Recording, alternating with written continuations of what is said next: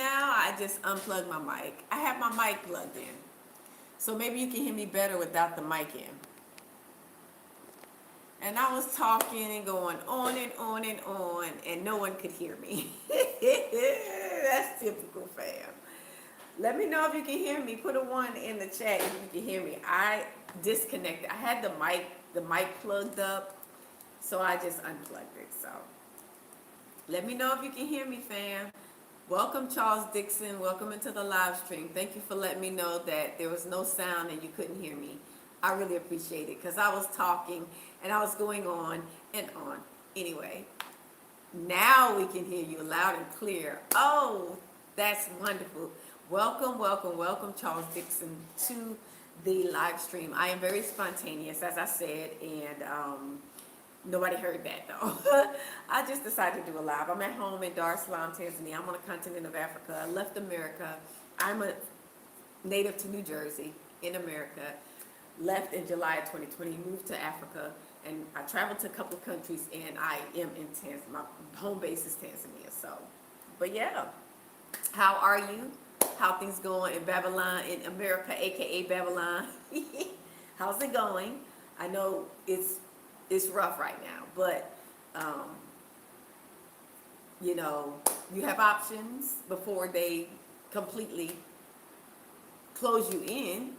If you want to leave, if you want to travel, if you want to go somewhere else, try other places. It's okay to want to have a second home outside of the U.S., another home, so if things get rough and things get tough in the States, you can go ahead and go to the Caribbean, you can come to the continent, you can go to Asia, you can go to Brazil, Colombia, Dominican Republic, Panama. It's so many different places that you could go. You can stay close and go to Mexico or Canada. So, but just have another place that you can go, just in case things, get out of hand. And they are heading in that direction in America, especially with us losing all of our civil rights, being rolled back, segregation being reinstituted or reinstated, segregation being reinstated. They're chopping up the Constitution. It's going to be back to a point where we're considered 1/3 human, to where they can just treat us any kind of way and we have no recourse in America. It's getting to that point.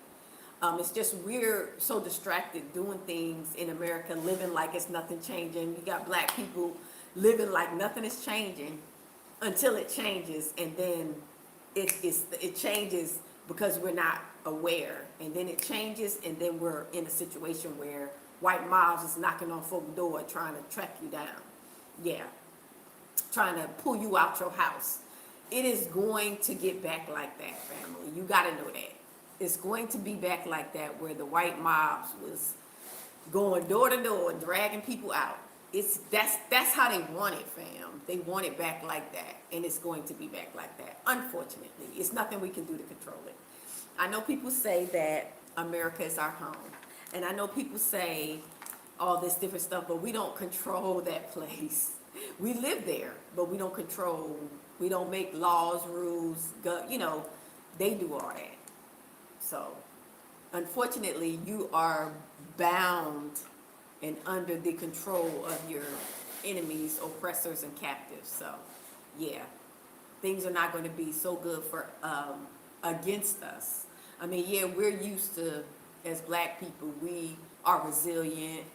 We know how to make $1 out of 15 cents. We know how to, stretch what we have, but we haven't lived like our ancestors, or like our parents or grandparents lived, like back in the 50s and 60s, when they were spraying them with water hose and they couldn't drink out the same water fountain. It's getting to that point where it's black and white water fountains, and they're saying black people can't go to certain restaurants, and you can't. It's getting back, because segregation is reinstated, fam.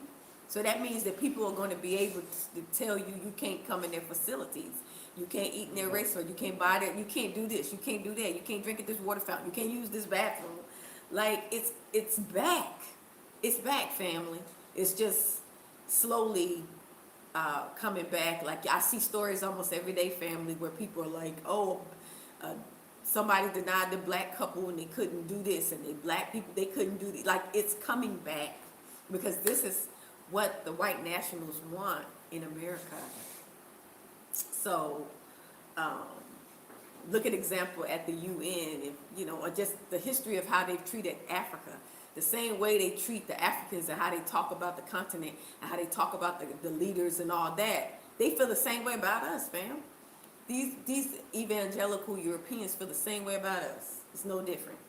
So it's going to we are stronger together. So we got to stand together. We can't, because it's divide and conquer. We can't do it without help. Black Americans can't fight these Europeans in America without help. We need help. So we need to, we may need to leave and go to places where people look like us. Go to places like Brazil. Go to places where you have majority of the people look like you. Be less racial stuff. Less racism or less race soldiers trying to harass you, trying to pew you, unalive you, just because of the color of your skin. Now, that's one thing I don't have to experience because I live in Tanzania. So everybody look like me, so I don't have to worry about people focusing on me because of the color of my skin. He orders steps. Hi. Hello, welcome, shalom, shalom, and salama. Everyone, welcome to the live stream. Very spontaneous, just decided to do one. I was awake.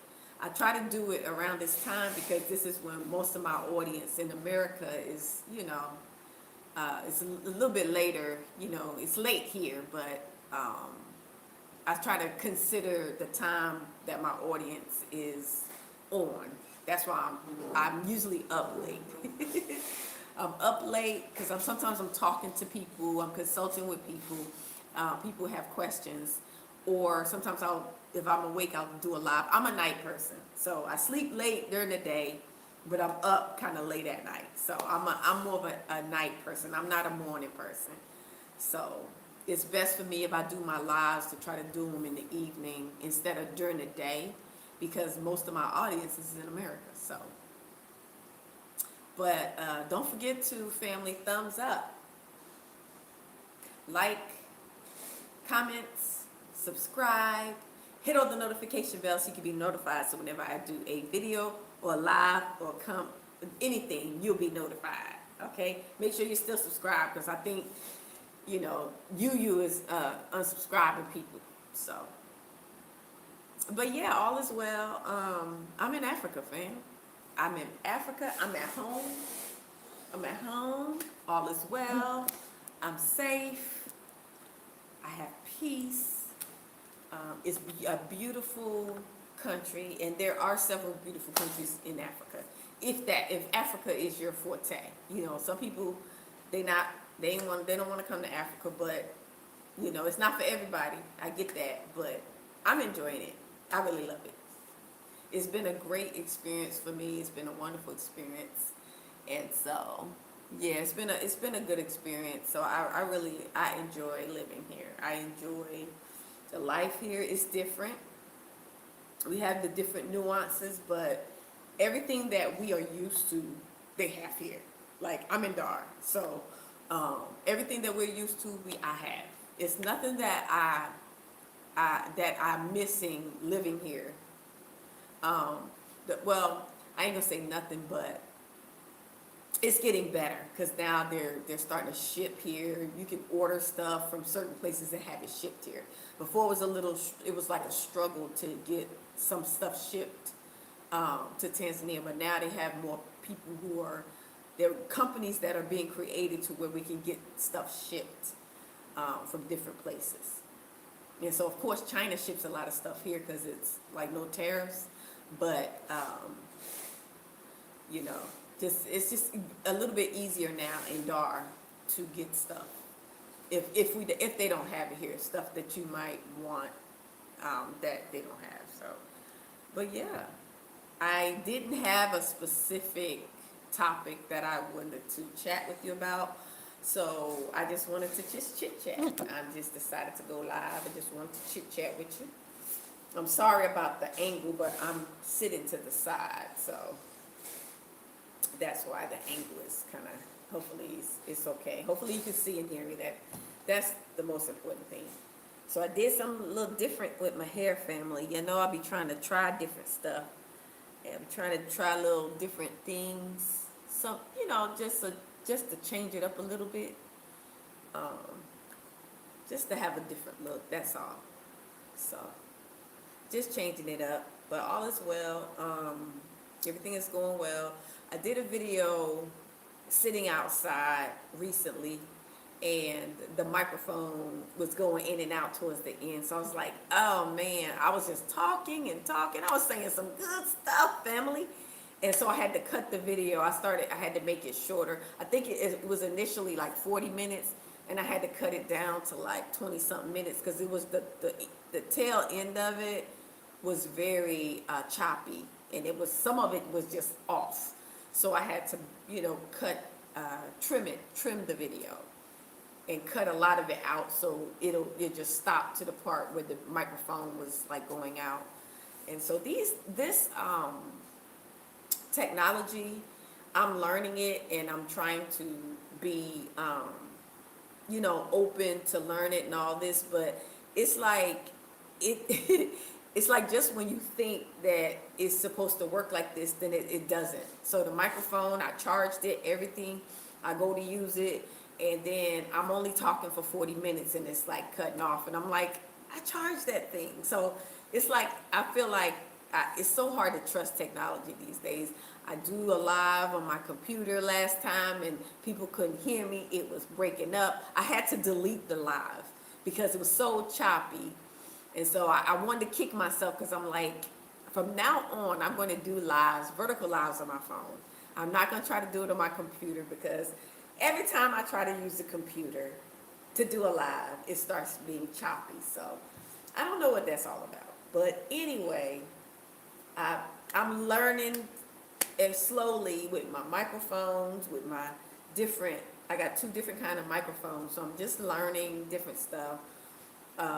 And it's coming along, and also I'm here if you are wanting to hear firsthand from us who have left America and been living in Africa for 5 years.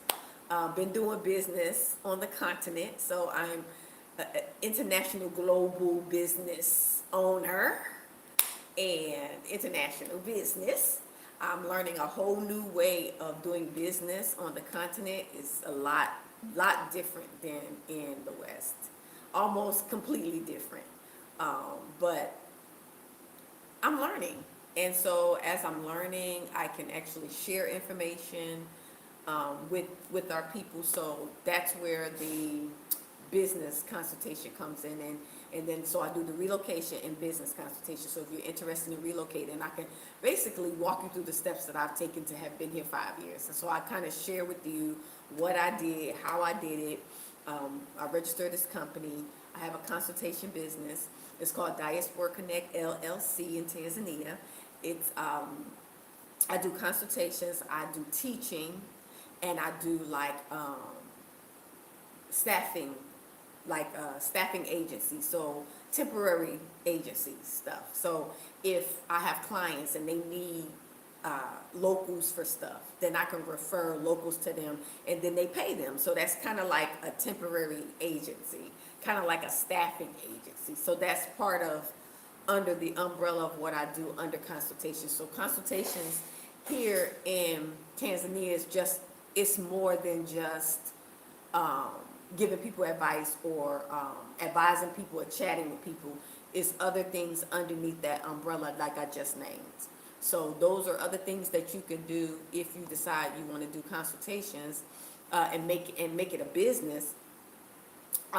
You can do some of those, and also for me, I could acquire land And of course, for my business, I'll have the land to have the company or the business address, and the business front, the company, the business office, the office for my company. I don't know what to say. And then, in addition to, I can actually live there. I can have a garden. I can have an organic garden. Um, maybe some animals if that's what I want. So because I'm an investor and because I have a company and I invest in the country, so therefore I can do those things. If you have a business or a company in Tanzania and you create it, then you can go ahead and you can acquire land. You can do farming. You can do rentals. You can do Airbnb. You can do stuff like that. So um, that's something that I'm in the future, as I'm expanding, as I've been here, as I'm getting comfortable in business and figuring out how things are done here, then I can go ahead and expand into, maybe Airbnbs, maybe, rentals or something like that. So as it grows, because of course those things I mentioned, those require money. Those require like startup costs, all that, because you gotta, acquiring the land, and then you gotta build something and all that. So that's as I'm growing, because yeah, it's me, and I move slow. I move slowly, and I move based on my finances. So I do things based on the money that I have. I don't do things based on me promising, getting money from people like that. If they want to donate, they can. But for the most part, I do things that I've been doing here based on my pocket and based on my money. I don't have to ask people, can you give me money for this? Now, I do charge for consultations. And if you are interested in donating, you want to bless me, you want to help me with my projects, or since I've been here, people donate sometimes. They're happy for me. They've been watching me from the beginning. They saw when I left the States. They saw that I moved here, left everything behind. So sometimes people like to bless you, send you a little donation here and say, you're doing a good job. Thank you for the information. Thank you for the video. As well as I do consultations, which I do charge a $60 consultation fee, which is $1 for 60 minutes. So $60 is for 60 minutes. So basically it's $1 a minute. And so that's what I charge. And I've been at that rate, I think it's been a little over 2 years now. I started out $35 for consultations, and then I upped it to $60. And for me, that's where I'm going to stay, because a lot of the information that we share, it is public, and you can go online and find it. But the difference is when you pay for consultation with someone, they walk you physically through the steps that they took. So my journey and the steps I took is not going to be like what somebody else did. So there have been people who have come here to Tanzania, or to any other African country for that matter. They have left the States, they have come here, and they stayed like 6 months, or they stayed a year, they stayed 2 years, they stayed 3 years, 4 years, then they went back. One thing about me that I can say is consistency, because I left in 2020 America, and I've been here ever since. I haven't been back to the States. I have been traveling to other countries, but I had other African countries, but I haven't been back to the U.S. yet. So that's kind of, if you, like, say for instance, if you have a lot of people in a country, and you want to hear different stories, you can, of course they charge consultation fees, but you want to make sure it's somebody that is a little bit, that been around for a little bit, because it's easy for people to give advice when there are people who give advice when they only been here like a day. There are people who start giving advice and they only been here like a week. Some people been giving advice and they only been here like a month, And for me, I started consulting people when I first got here in July, so I did do that, but I wasn't charging. I started charging a consultation fee in October of 2020. So I got here in July, and then I started charging in October, and the reason I did that is because I was up all night, I was talking to people, And I was basically giving out free information because everybody was asking me. When I got here, it wasn't a lot of people here in Dar. It was people in Arusha. Traveling sister was in Arusha, but it was nobody here in Dar when I first got here. So people was like calling me, asking me all these questions. How is it? What the, how's the language? How do you know? So I was like up all night talking to people in America. Um, and like almost every night I was up talking to people. So my girlfriend, she was here. She was like, "Girl, you need to start charging. You be up all night talking to people." And I was like, "But I want to help people." She was like, "I know, but she was like, you need to charge." So that's when I started charging. But initially, I was just helping people, just giving out like free information and giving out, taking a lot of time to, share with people and, just try to, because I was super excited about being here and I was trying to get people to come. And I was like, they don't have no COVID here. Ain't nothing going on because Magufuli was still alive. And everybody in the States was all locked down and masked up and 6 feet apart and all that. They wasn't doing that here. So I was trying to get people to see that we free here. Like, we're not going through this. We're not going through that here.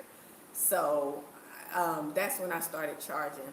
But then a year after that, was it a year after? I created the business in I got 21, 20. I think okay. So a year later, that's when I decided to create the company because I was thinking, okay, I've been here about a year. I like it here and I want to stay here. So I need to create a company. So that's when I created the business.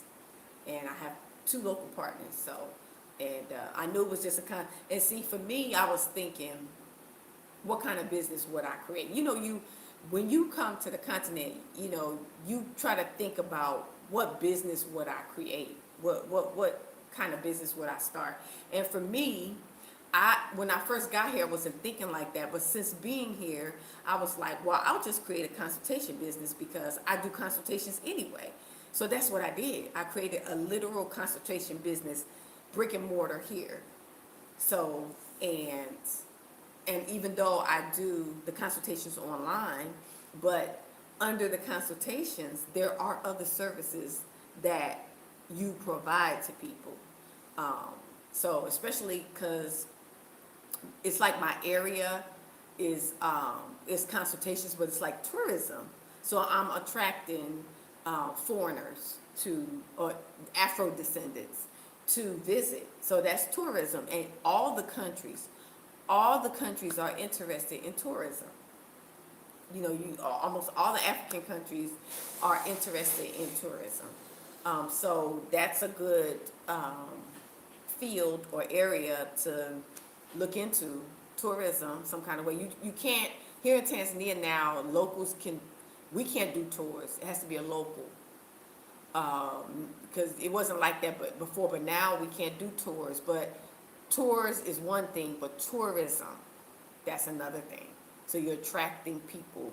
So for me, I do consultations, but then I can teach people and, connect our people, my clients with locals.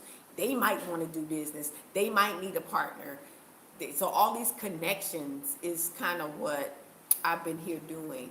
So not only consulting with people to help them come and resettle, relocate, and do business, but to connect them to networking. So, but yeah, that's kind of what I've been doing here. Yeah, it's been working out for me. It's been kind of hard for some people. It had its there was the time that it got kind of rough though. For me, let me see, when did it get kind of rough? I think it got rough for me in 22. It got rough for me in 22 because, okay, I got here in 2020. I created the business in 21, and in 22, it got kind of rough because the business is created, but you got to try to figure out, how to how to get everything, all the things that you can do under the business, have it working it all out, and then having your partners to, it's just like you have to be the one to figure all that out. And for me, I've never done it before, so everything was new to me. So I had to try to see my partners, can you come? Because when I used to do business consultations, I used to have both of my partners meet. It would be me, both of my partners. We would meet clients, and I would talk to them, and then I would have my partners talk to them, because my partners, this is their country, and they would explain the process of when you create a business, the percentage, all that different stuff. I was still kind of new with it. I knew it, but I still wanted the client to hear it from a direct, a local who has a business, who was my partner, and all that. So for the first 22, 23, for the first 2 years, I will always have a meeting. I'll schedule a meeting with me, the client, and both my partners. But then after that, I started getting so good at knowing, how the business is set up, how it goes, and what you have to do in the process.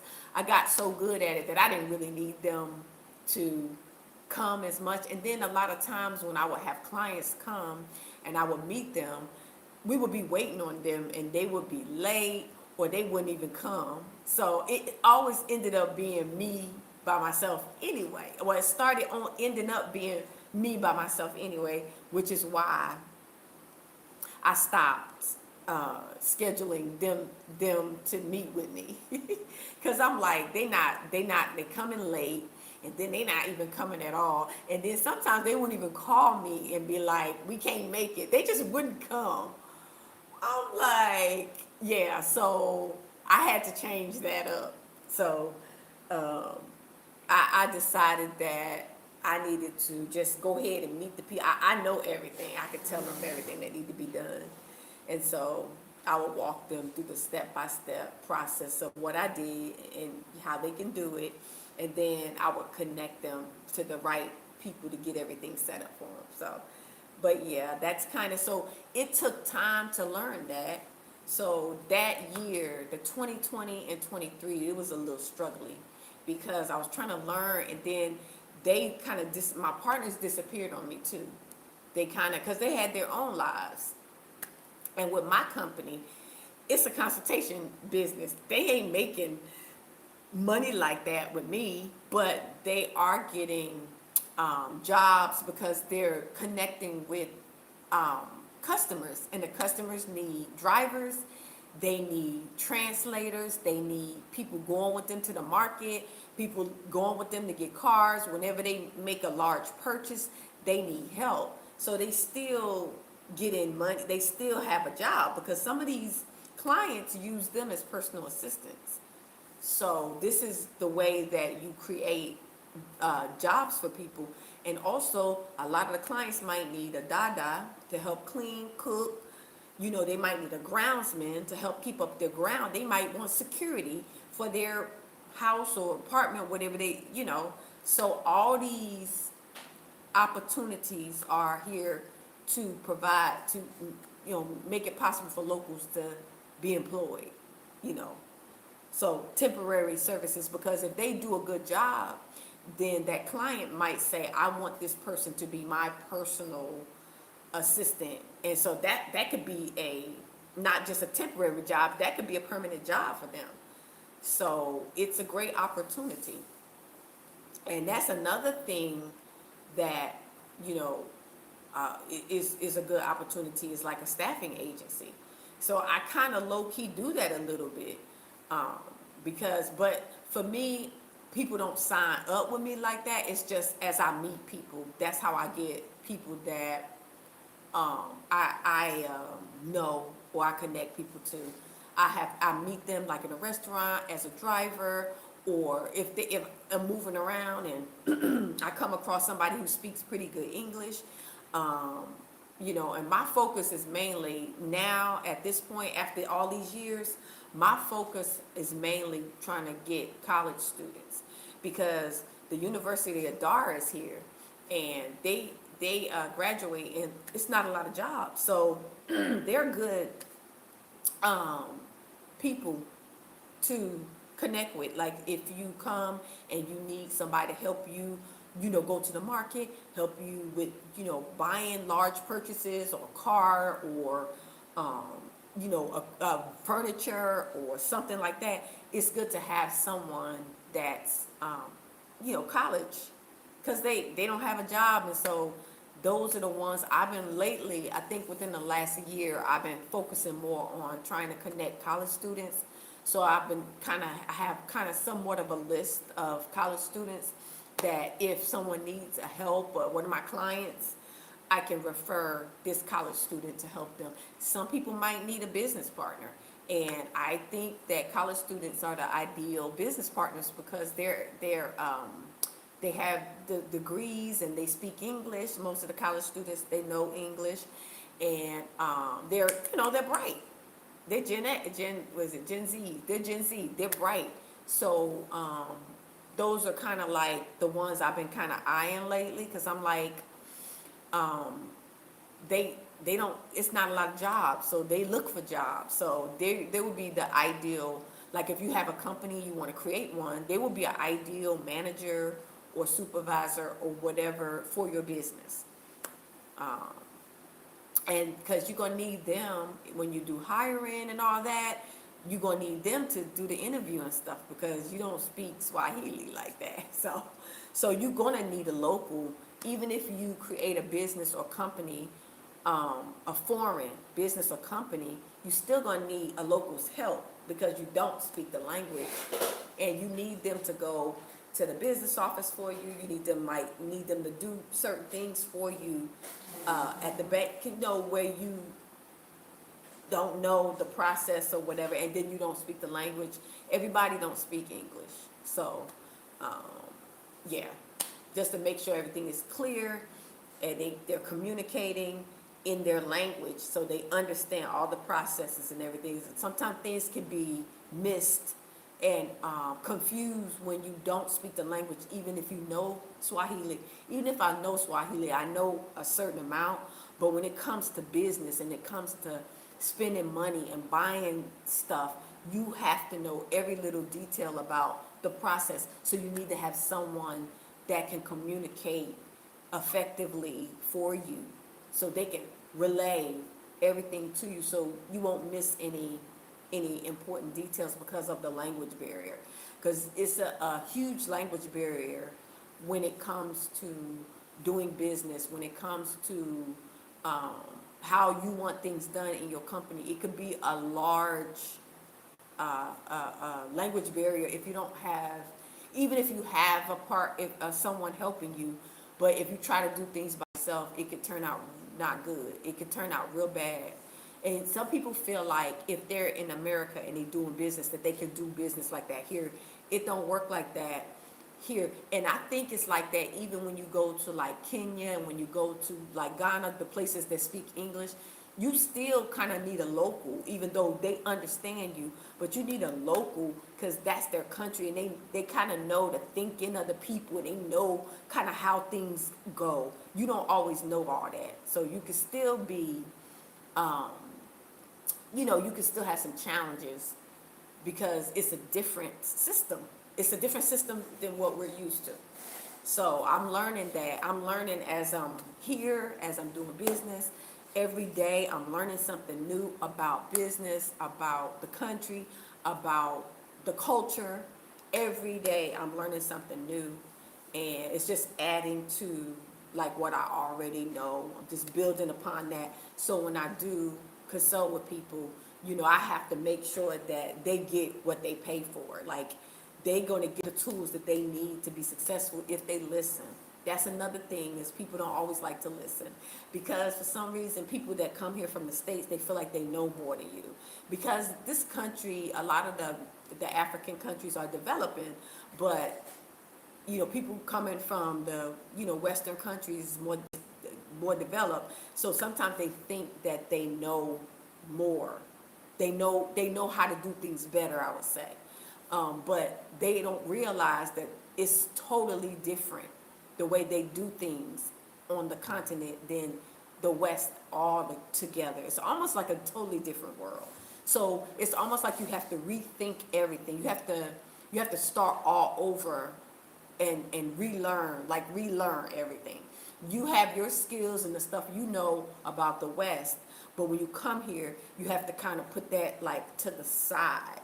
So all that information, all that you learn, put it just to the side and come with a clean slate here in a new country, and then listen and see what they're saying about how they do things. And then you can bring all this stuff that you got from the West, and you can merge the two together, because it's going to be difficult for you to do things how you used to doing it. It's going to be difficult for you to always do it like that in Africa, because their system is not set up that way. So they get things done. It's just different from how we do things. So you just have to be open, especially if you want to do business. You have to be open to listen to them and ask questions. Okay, when y'all do this, or even watch. You can go visit some companies or businesses, that people who've been in business a little bit, and see how they do things. Even some of the international people, some of the foreigners they call here with the different passports, the expats, diaspora, you can just go see how they do things and be like, okay, I see how they, so it's different. It is a lot slower. The pace is a lot slower, and it's a lot more relaxed. So it might seem like these people they playing. They ain't serious, they playing, but it's just the culture. It's like a real relaxed, especially in Tanzania, it's real relaxed. So even in business, people be chilling. Even in business, they be like, yeah. Business, they be like, yeah. They be on the phone. Yeah. They be on the phone. You be at the counter. They be on the phone and you gotta wait. Okay, they put Mambo. So sometimes you get that, it's not that, it's just the culture. It's the culture. They don't be in a rush for nothing. They don't be in a rush for nothing. So you have to understand that. It's kind of funny. Hi, James Davies. Oh, welcome from Philly. Welcome from Philly. You are welcome. So yeah, it's just living in Africa is a lot different. I love it. I'm in Tanzania, and the people look like us. A lot of them think I'm Tanzanian, and they, I just like that. I like being in a place where they think that I'm one of them. I don't always look like a foreigner. Because for me, I like to blend in. Like some people, they have, feel funny about that, but for me, I like to blend in. I think it's my age. I was raised like that because I'm a 70s baby. So when I was growing up, my family used to teach us, wherever you go and whatever you see people doing, you do. That's what they used to say. They say whatever environment you go into, look around and see what everybody doing. Do what they do. Don't don't make yourself stand out like everybody start looking at you. So you basically adjust. They taught me just adjust to your environment. So if you go to a elegant dinner somewhere and you've never been there before, right? And you got all this etiquette stuff. They got to do all this. The spoon is, pick up the spoon first and all that. You just watch people and see what they do. If you don't know how to do it, just watch and you see what they pick up. Then you pick up what they pick up. If they pick up the spoon and get the appetizer first, and then they get the salad, and then they get the food, and then they get the everything. You just watch if you don't know, and then do what they do. And that's how I do. That's how I always done. Even living in the West and working in some jobs with, we got to work with white people. And, sometimes we be the only black people up in some jobs. So you got to learn the culture. You learn the culture because you working there. You getting paid, so you got to learn the culture. So I'm used to adjusting, and I'm used to learning different stuff. So me coming here to Tanzania, it wasn't hard for me to adjust to how they do stuff, because it's like any other thing for me. I'm learning. Every time we get a job, fam, we gotta learn. Every new job we get in our life, we gotta learn a whole new. We gotta learn a whole new skill. We gotta learn how to speak the language of that job. You gotta learn how to dress at that company. You gotta learn how to get along with those people. So almost every job that you have in the West, you have to adjust. And so coming to another country outside of America, it is the same thing. You have to adjust.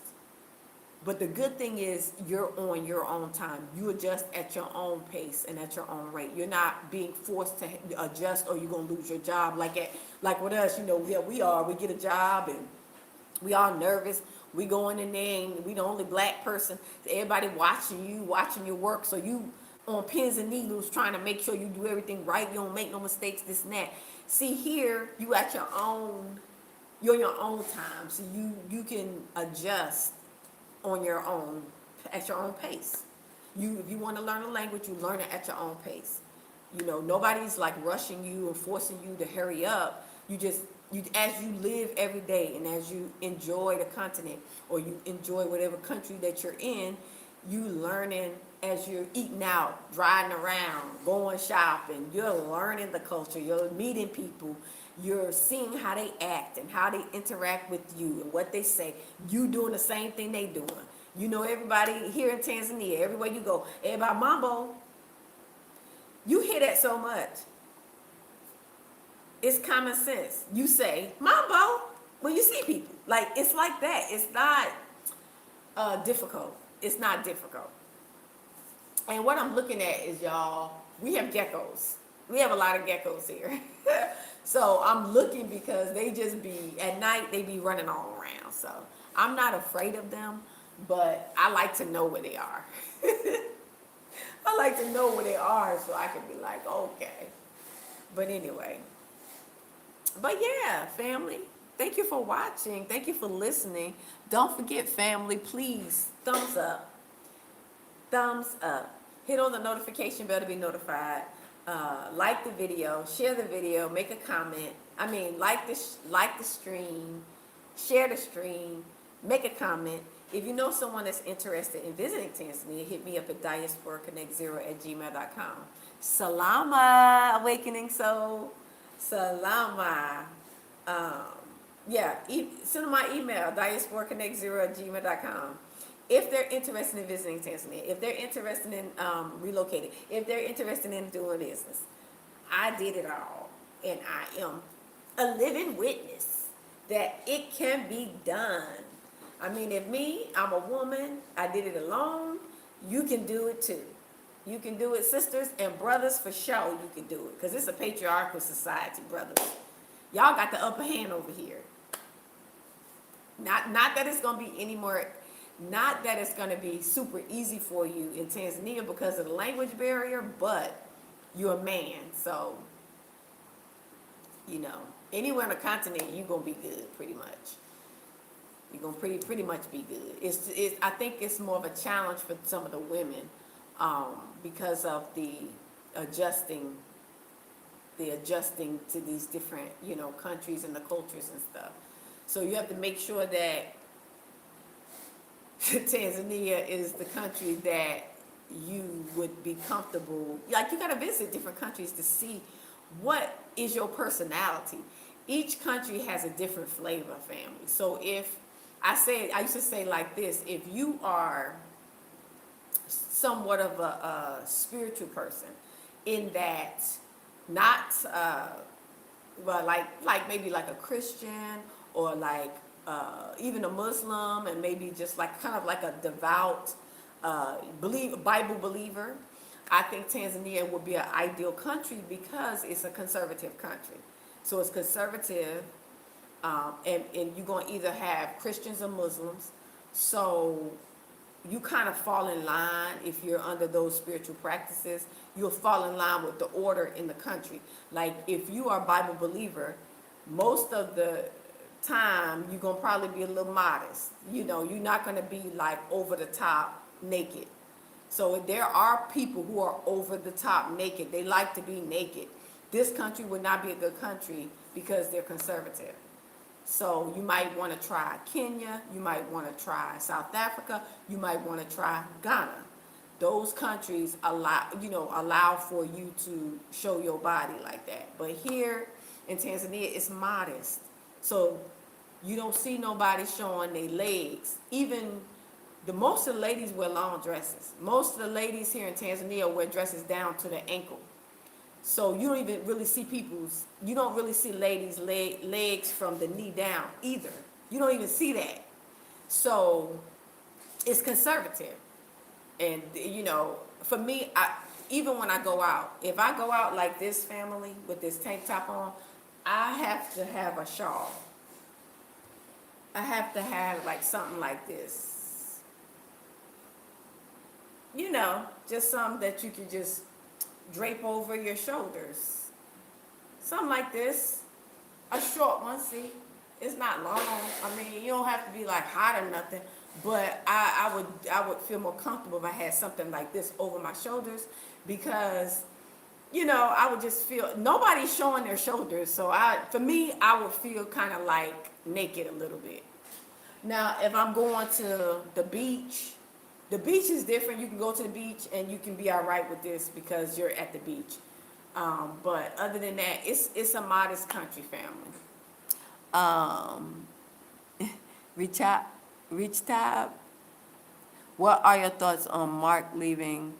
Oh, I don't know. I didn't know he left, and I don't know. I haven't heard anything about him. I haven't heard anything about him.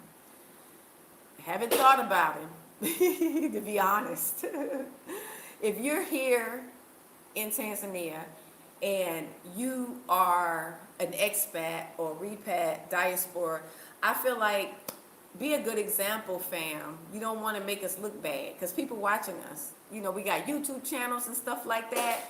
You don't want to, you want to be a positive example. So, if things are not working out for you in the country and you're getting a bad reputation, you're doing something, maybe you should go to another country. I don't know.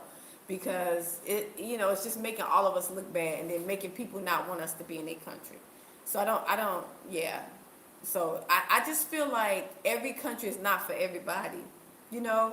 Some people, if they're in a country and I'm sorry y'all messing with my hair. I forget I'm talking to y'all online. I'm sorry I took my twister loose. But if you come to a country and things are like you're kind of struggling no, not even struggling, because you're going to kind of struggle because I struggle. But if things are not going well for you, if you having bad situations going on, maybe you should try another country. Not saying you got to leave the continent, because it's 54 countries on the continent. Maybe this place is not the one for you. Maybe you should start at another place and try another country. Tanzania got 6 countries that border her. It's no reason why you got to feel like if you're not comfortable with Tanzania, you can't go to Kenya. You can't try Uganda. You can't try Rwanda. You can't try Burundi, Malawi. Same thing with West Africa. You over there in Ghana, something not going right for you. Once you go to Burkina Faso, something ain't going on. You can go to Sierra Leone. It's too many countries for us to have an issue or not liking a certain country on the continent, instead of going to another one and be like, nah, that one is not for me. Instead of bashing the country or whatever, go to try another one that might fit. It's like you're trying to find something to fit your personality and your style and your mindset. So just because you're in one country, if it don't fit you and things you don't feel it, try another country instead of bashing that country. So yeah, I haven't thought about Mark. Yeah, I haven't thought about him. I feel bad for the people who gave money to him though, because some of the people that gave money are elder people. So, yeah, it's just a not good situation with that. But yeah, so I just wanted to come to you for you to lay eyes on me. I'm at home. I'm in Africa. I'm in Dar es Salaam. All is well. I'm praying for y'all in America. I know I always say that, but I do be praying. I be worried about y'all. Because that place is horrible. That place is horrible, family. I know I was born there, and I know people, when I say that, people be kind of shocked. They be like, for real, you feel like that? I'm like, yes. Like, I've never really liked America, to be honest. I know I was born there, but I can't help where I'm born. But I never liked it because of how they treat us. I never, ever, ever liked how we are treated in America. Never. And I always knew that it was other places that we can go where we are treated better. I've always felt like that. And when I was younger, used to, be like, kind of dream like I'm gonna go somewhere where, I'm treated nice, I'm treated good. You know what I mean? And so, um, the opportunity came for me to leave. It was kind of scary, but leaving everything I've ever known and just leaving everything. But I was like, I take a chance. I just was ready to go. I was like, I just don't like it. COVID, I think, sealed the deal for me in America. COVID really just made me say, I'm done. Because I was like, I'm not going to be locked up. I'm not going to be made to do, like, yeah, I have a problem with that. So it was time for me to leave. I don't like to be controlled by people who don't like me. That's another issue I got, y'all. I don't like to be controlled by white people. I never like that. I don't like the system that they have, the control and the authority, all authority have over us. I don't like that at all. I despise that. So that's why I knew I needed to leave. And I wanted to go somewhere where people look like me. I wanted to go somewhere where Africans run that country. I don't care how corrupt it is. I just want to be in a country where Africans run it. And when I say that, meaning not that it needs to be unsafe. Like, I'm not talking about going somewhere unsafe. I'm talking about coming to a country where Africans run the country. Like on the continent somewhere. No, they not perfect. You got some sellouts, you got some good ones, but it's still African people and they look like me.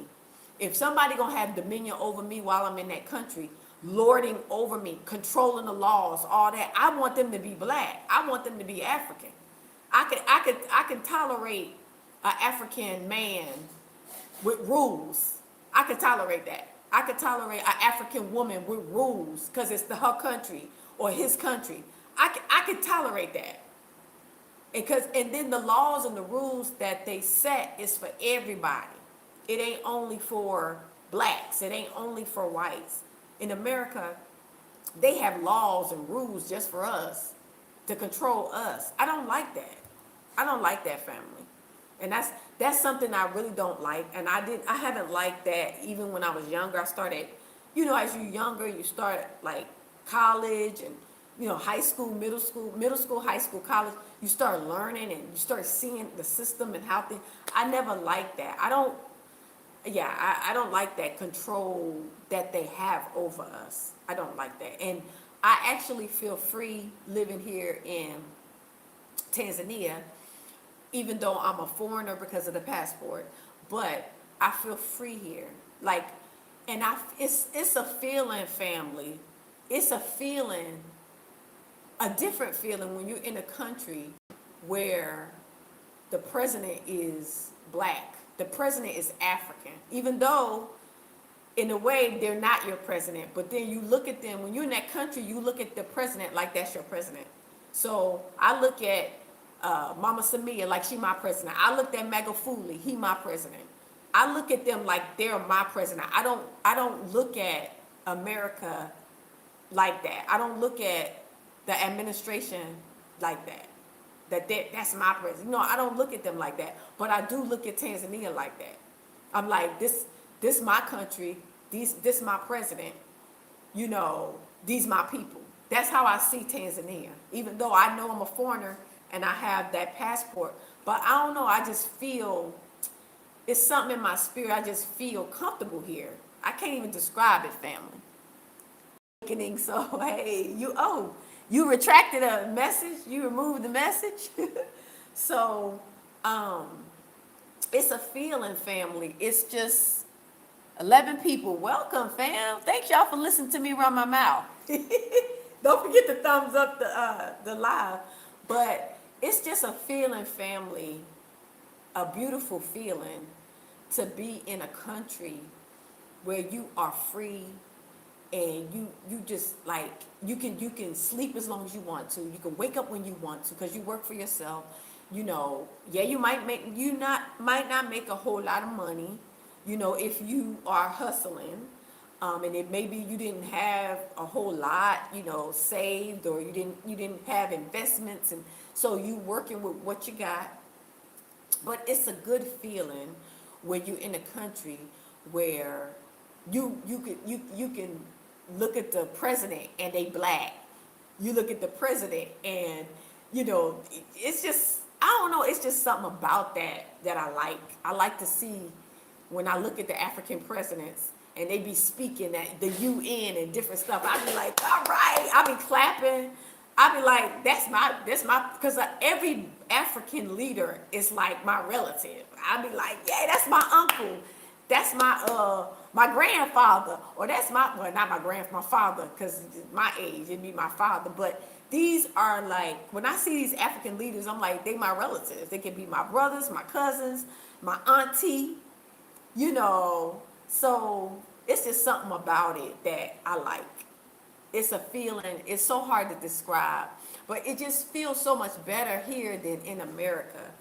And just my spirit and my peace and my I don't know, family. It's just hard to describe the feeling, the bliss I feel. And when I walk in the street, family, when I leave out of here, family, I think I be showing y'all. I be like this. Y'all know I leave out of here like this. I be walking around the street. I be like this. I be like this, fam. I be walking around like with my head wrap on, and everybody be speaking to me and talking to me in Swahili and stuff, and they don't look at me like no different. I just be going to get my fruit, my everything I buy, and speaking in Swahili to get my stuff, and everybody just treat me good. Hey, Deidre, hey, but yeah, it's a feeling, fam. It's different from the States. It don't feel like this in the States. I never felt this happy. I never felt this free. I never felt this peace. I never felt this pride. That's what it is. I feel pride. That's what it is. I feel pride about being here because I go out and I see Africans everywhere. They be hustling. You do see poverty, but then you do see success. It's a lot of rich Africans. A lot of rich Africans. You see success, you see middle class, and you see lower class. You see all different economic statuses here. And so, I don't know, fam. It's just beautiful. I don't know, fam. It's just beautiful, fam. I love this country. I love this country so much. People say, you always say good stuff and you don't never say nothing bad. That's because from the experience I've experienced living in the West, family, it's nothing bad that I've experienced compared to what the hell I've been through in the West. I haven't been, when I say the hell I've been through, meaning being raised in a oppressive society. The atmosphere is oppressive. You can feel distress. You be at work and you got your doggone neck and your back is like you making sure you stressed. I don't miss that, fam. Rick, hey, glad to hear you are happy there. I had second thoughts after Mark, because I thought if he couldn't survive, then I wouldn't survive either. So it's nice to see you happy. Where did he go? Rick Ab? Where did he go? It's like he disappeared. Iron and concrete on your shoulder. Yes, iron and concrete on your shoulders. But here, fam, this place, I'm telling you, this place, I don't know, I love this place. I'm not even gonna lie. I can't say a bad word about this country. It ain't perfect, but I like it. I like it. It's working for me. I like it. I like it. Everybody look like me. Well, people, I ain't gonna say everybody, but a lot of people look like me. They think that I'm from here, and I like that. Um, and they just so nice. When they see me, they just so nice. They treat me so nice, y'all. He did say where, but seems his YouTube account is inactive. Oh, okay. But he did leave though. But people still in here. But yeah, they just treat me so nice, family. Like these people here treat me better than I get treated in America. So when I go in America and you're going out and doing stuff, and even with family, I'm not close to my family like that. Um, but these people here, they're more family oriented. So they greet you with like, I'm an elder, so they greet me like, the young people be like, Shikamal, and I say Marahaba. It's like an elder greeting, like royalty. And then that's how you respond back. But all the little kids say that to me. They so respectful. And then like everybody's like, they treat me nice. Like when I go into the store, they if they see me carrying stuff, they take my stuff. Um, they just nice. They treat me good. Like they treat me so special. They treat me so special. And it's like they treat me like I'm somebody. You know what I'm saying? They treat me in America. We don't always get treated like we somebody. We don't always get treated like we're special. And I know we have to have the confidence. We have to have the wherewithal to, be confident about our own self. We can't sit and expect somebody else to uh, approve of us or to encourage us. But here they do, fam. Are you able to keep the laws of? Yes, you are in Tanzania. Because it's modest. It's modest. And then you on your own here. You are working usually remotely. You have like a company, you online. So you got your own time. And it's not a hustle like it is in America because it's so expensive. You got to be hustling. I need this amount of money for this. Like here, it's more affordable. Stuff is not as expensive. So you can hustle, but you can keep it in perspective. You don't have to hustle to kill yourself. You hustle to maintain, right? You hustle to maintain.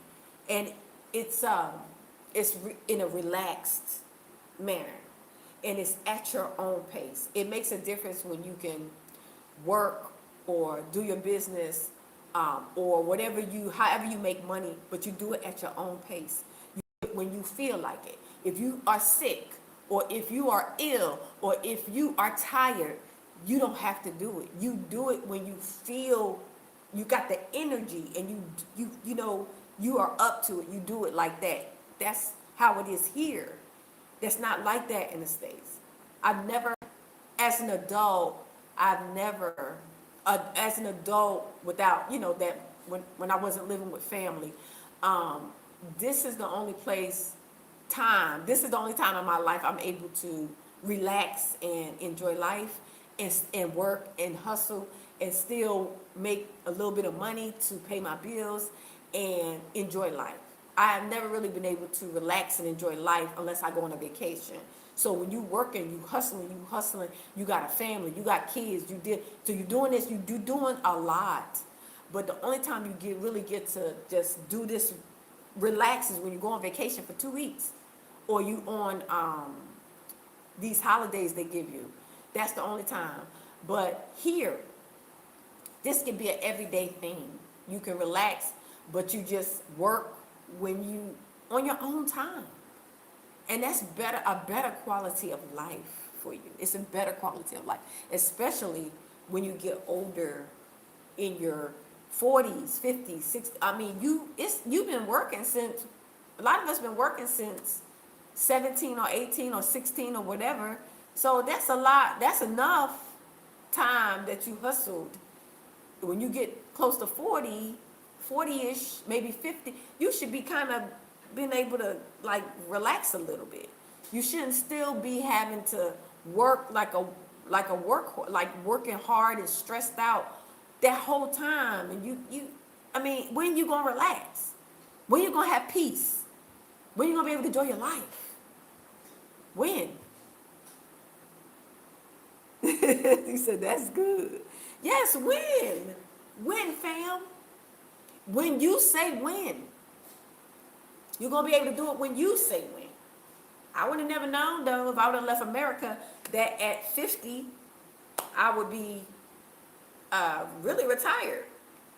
Because I haven't worked a job since December 2020. Because I created my own company and I do my own thing. So I would have never thought that I would be able to live like this in America. I wouldn't.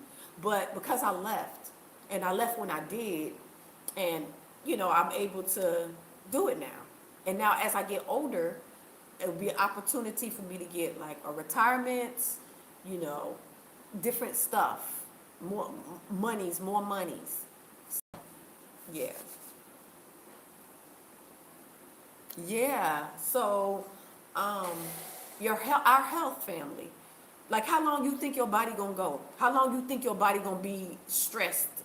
I mean, we doing it from 16, 17 to, I would say 40, right? That's enough time. But we going into 50s. And to how long we gonna be doing this? I'm done. I'm retired early. I retired early. Unbeknownst to me, though, I'm not gonna say I had it planned. I'm not gonna say I knew. I'm gonna say our Father knew. It was a spiritual awakening, and our Father spoke to me and told me I need to go home. He's the one that told me that. He's the one that told me I was from Africa. Like, not that I didn't know that I was from Africa. We know about, slave trade and all that stuff. I already knew that. But he is the one that made it clear to me that you're not American. You're from Africa. You're not from America. You're not an American. And when I heard that in my ears one day. He told me that. So after that, I was on my quest to move to Africa. First visit, and then after I visit, decide where I want to move. Because I was like, when I heard that message from our Father, I was actually in church. And I was a Christian at the time, and I was in church, and I was in the praise and worship team. I was like one of the praise leaders, right? So I was on the stage. We was praising, we was singing this and that, and then that's when I heard that. And I was on stage singing, but I was having a conversation in my mind as I'm singing. It was kind of weird. But let's see. I got my check at 32. No shame. Yeah. How was your immigration process there, and how gotten residency? Hi, Miss. Hi. Hey. Welcome. So as far as the immigration process, you can do your visitor's visa when you come. You come here, you want to visit. Even if you want to get a retirement permit or business, you got to create a business. So if it depends on what you want to do. You have to have an idea of what you want to do. If you're retirement age, 55 and older, you apply for a retirement permit and you got income. If you are not and you're younger than that, you create a company or a business. Partner with the local. It'll be less expensive if you do it that way. And then you create your company, and then after you create your company, you can get a work permit and residency to stay here. You renew your residency every 2 years. If you are college age, apply for, maybe you want to go to University of Dar. Have your child apply. They get accepted. They get the student visa for 2 years, and their family can get that also because that's their child. So they're different, and then also they got the volunteer residency permit where you can volunteer as a religious organization, a spiritual religious organization, like missionary type stuff, and or you can apply for a voluntary visa or a voluntary residency a residency permit if you work with a company here. So if you do research and you look up companies here, and if it's in a field that maybe you have experience in, you can connect with that company and they may help you get a residency permit for 2 years to work with them. So it's different things that you can do to get a residency permit. You just have to look into the different ones based on what you want to do. What is the minimum income for retirees? That, you know what, I've heard that there is not a minimum. I heard that they just require you to have the letter. You have to show like proof, basically show proof that you are retired, and then you may have to show like your bank, show deposits of your pension or your money's going in there. So, but I don't think it's an amount. From what I heard, I haven't heard that there is a specific amount, and I'm hoping it stay that way. My wife is from there. Our process took 12 months. Okay, Wheeler. Welcome. Okay. My cousin did the missionary one and never left. She lived. Okay. My finger. Oh, yep. That's what I'm saying. It's different things that you can do. You have to figure out what you want to do, and you look at all the permits. You can look at that online before you even get here. You can actually apply before you get here if you want to.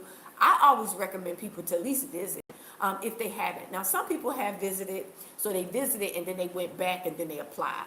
You can do that. Or if you've never been here, at least visit. You might not like it. You might not like it. And you might be like, I don't like it. So always at least get a tourist visa for 3 months to see if you like it before you decide I want to get a residency permit, a retirement permit, and I might not like it. And actually, if you get the residency permit, you can still travel. So it's still not gonna be wasted. So if you get here, you get your residency permit, your retirement permit or whatever, say retirement permit, you get that because you can apply for that online while you're in the States. And you can get approved while you're in the States, fam. And once you do that, then you can travel. So if you don't feel as comfortable here, let me go check Kenya out. Let me go check. You can travel.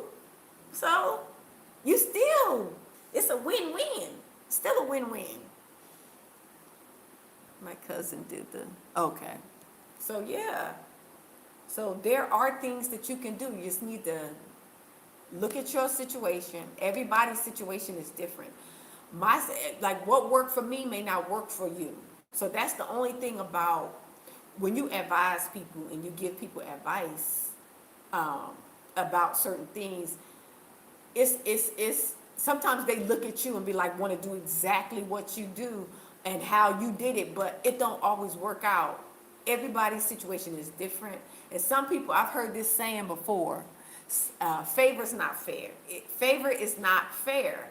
So what might have worked for me and what might have helped me and I to have been here 5 years and everything worked out for me, the same thing may not even work for you. So you have to look at your own personal skills, situation, desires, ideas, age, all of that, and look at your situation. And you can listen to other people, but then you might be in a different bracket, a different situation than me.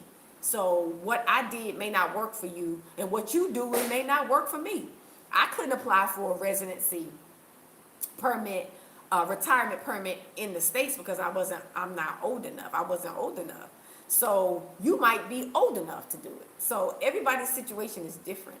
Just got to figure out what your age, what you want to do, what income you have. Everybody's situation might be different. Yeah, I remember you went to Kenya.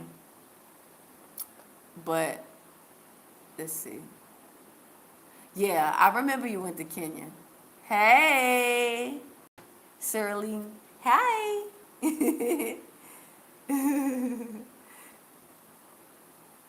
Love to you too. I got videos on my. I saw your video, sis, when you went to Kenya. We'll be traveling to Ghana in December. Most high willing, first time traveling to the motherland. Oh, you going to Diddy? What's it, Diddy December? Is that what you call it in Ghana? Diddy December? Awakening Soul? Yeah, I've been to Ghana. Ghana was my first country, and I stayed for 2 weeks. It was beautiful. It was beautiful. I did the whole tour. I did the slave dungeon, slave castle, slave river, Nkrumah's mausoleum, W.E.B. Du Bois' house, and I did all that. Yes, I felt. That's when I fell in love with the continent, and I knew I was like I had to go back to work, but I knew I was coming back to live. I just couldn't figure out. I was just trying to figure out how I'm gonna do this. So I had to go back and rethink my plans. No, I didn't make a comment, sis. I saw the video, but I didn't make any comments. Yeah, I didn't make any comments. But yeah, I fell in love with the continent when I went to Ghana.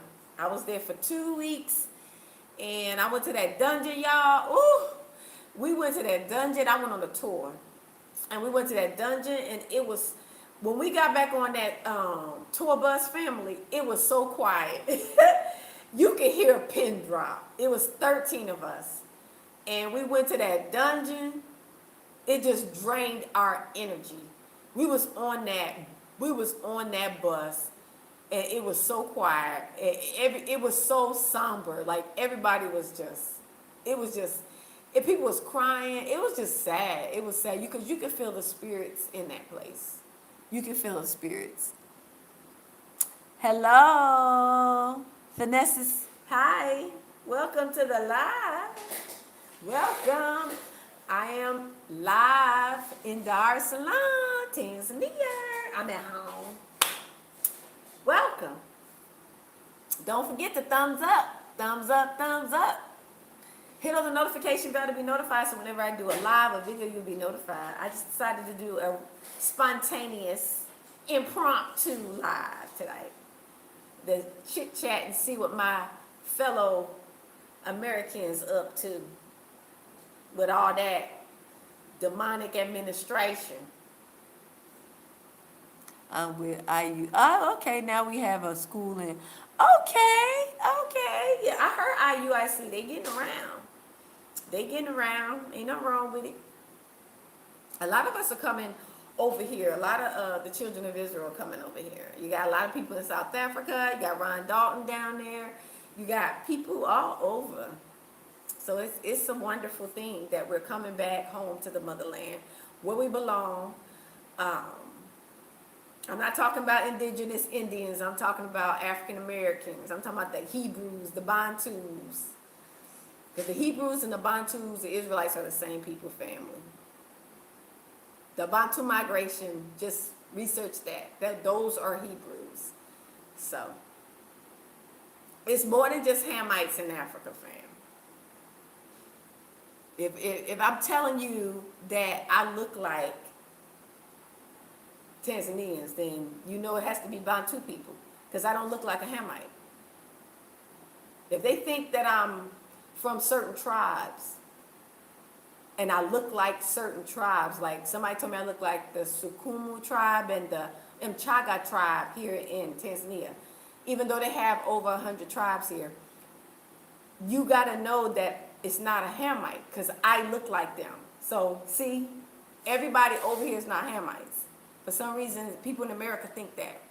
But there are different types of even Africans that live on the continent.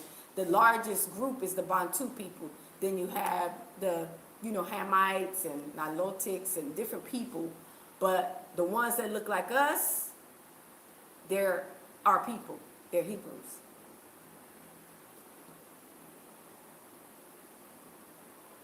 Yep. So don't forget to thumbs up. Thumbs up.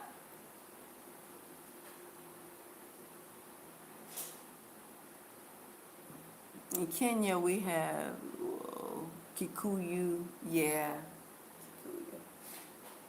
I think The Sukuma tribe. I think that's the largest one in Tanzania. And that's one that people was saying that I look like. And I'm like, okay, maybe that's why I feel like I'm at home here. Maybe that's I have not done my DNA, but maybe that's why I feel so at home here, because I look like some of these tribes. Yes, you do look like them. But this is, yes, I was told that.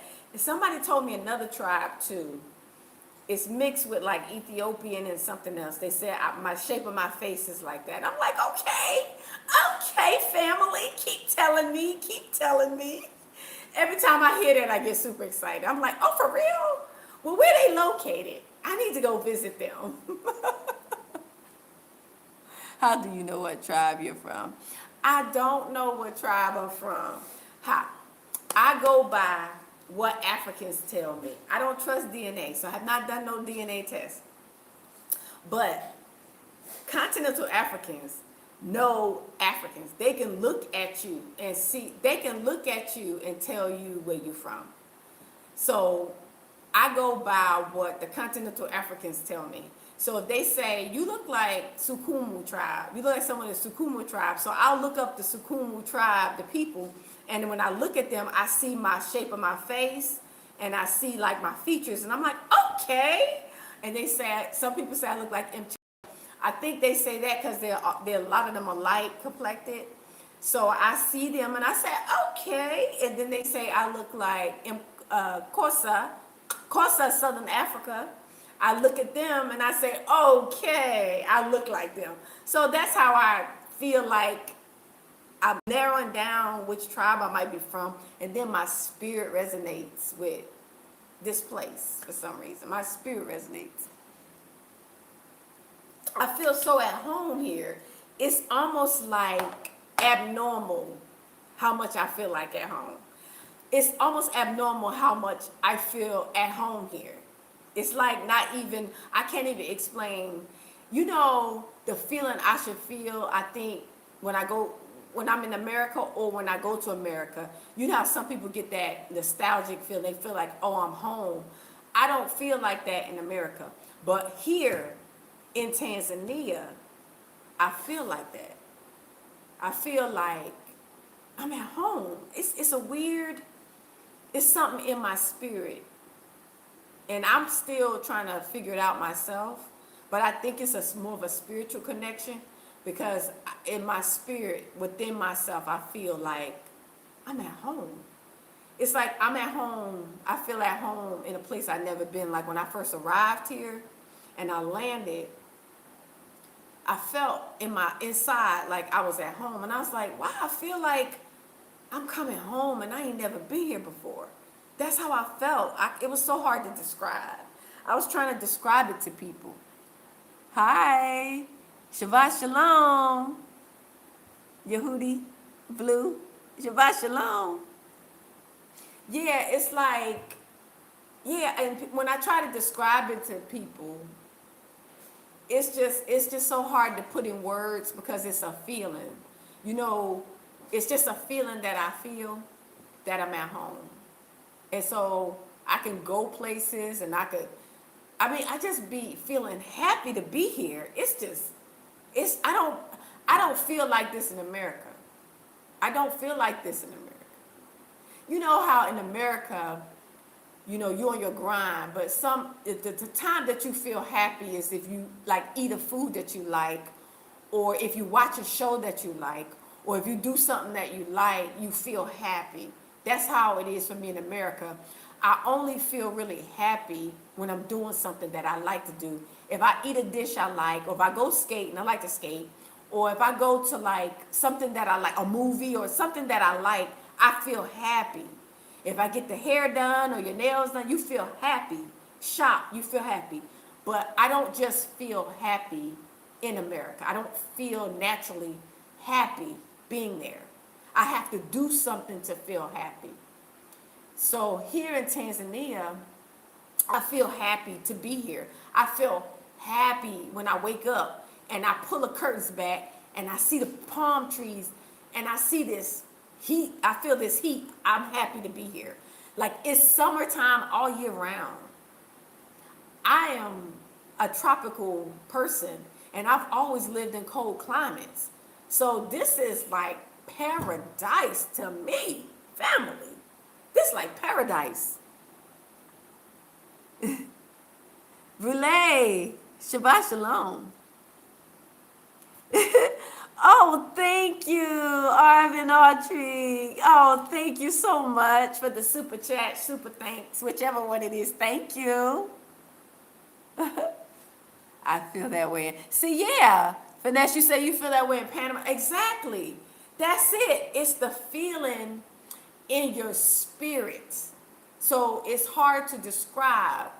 Um, Royal Dixon, that's right, amen. It's just, that's how it is, fam. I be happy. I just be so full of joy. And people be like, you just so happy. And I'm like, you just don't know. I'm just happy to be here. I just don't understand why I'm super happy. Because even when I talk about subjects that are not, I'll do videos about subjects that are kind of depressing, subjects about us and what we're going through in America and how we're being treated, how we're being unalived, how we're losing our rights, how the passport, they're trying to revoke passports, not giving all these things. But I'm coming to you and I'm doing this video in paradise, right? So I'm just, yeah, I'm super happy and smiling. And people are like, one person even asked me, why you sound so happy? Because I was talking about a subject that was not a good thing. I think it's about the new laws that they have here about us doing business as foreigners. We're limited, so it's like 15 different areas that we can't do business in. And I was talking about that, but I was all like, yeah, we can't do business, and it's this. I was just so like, the way I was so happy, and somebody asked me, why you act like are you happy? Why you act like you're happy about that? And I'm like, oh no, I'm not happy about that, but I'm happy to be here. I just can't help it. I can't help my happiness. I can't help my freedom. I feel family. I can't help my peace. Family, I can't help my new lease on life being here and my food, fresh food I eat. And I can afford to pay my rent with little bits. I'm very happy. I'm super happy, fam. Because I wouldn't be able to survive in America off this little change I be making. Yes, awakened soul, you got to feel it. It's a feeling that it's hard to describe. Yes. You want this feeling for yourself. You want this feeling for your children. You want this feeling for your family members. You want this feeling for your grandchildren. You want to raise your kids. You want your kids to feel free. This is the feeling you want for you. Even if Tanzania ain't for you, because it's not for everybody has a different place, right? But this is how I feel here. And that's probably why I'm still here. I mean, I'm sure the Father has blessed me to be here and work things out for me a lot, because I have my up and downs, but my attitude, my spirit is always happy, even when I'm struggling, even when maybe things might be tight financially or whatever. I still be happy. Like, you wouldn't be able to tell that she, is tight there. She may not be able to. I mean, I've been able to have everything I need. Like, I'm not gonna lie, I've been really blessed. But if things do get tight, sometimes things get tight. I gotta be on a strict budget. Sometimes I can't do what I want to do. I gotta cook. Sometimes I be want to go out to eat. No, I gotta cook. I gotta eat my fruits. I gotta be like on a schedule because I'm on a budget, right? So I can't always like splurge. I can't always go to the mall or go out to eat, but I still be happy because I got food, I got a roof, I got income, I got a business. So it's little, but I'm happy with it, fam. I don't have to be rich. I never wanted to be rich. I just want to be happy.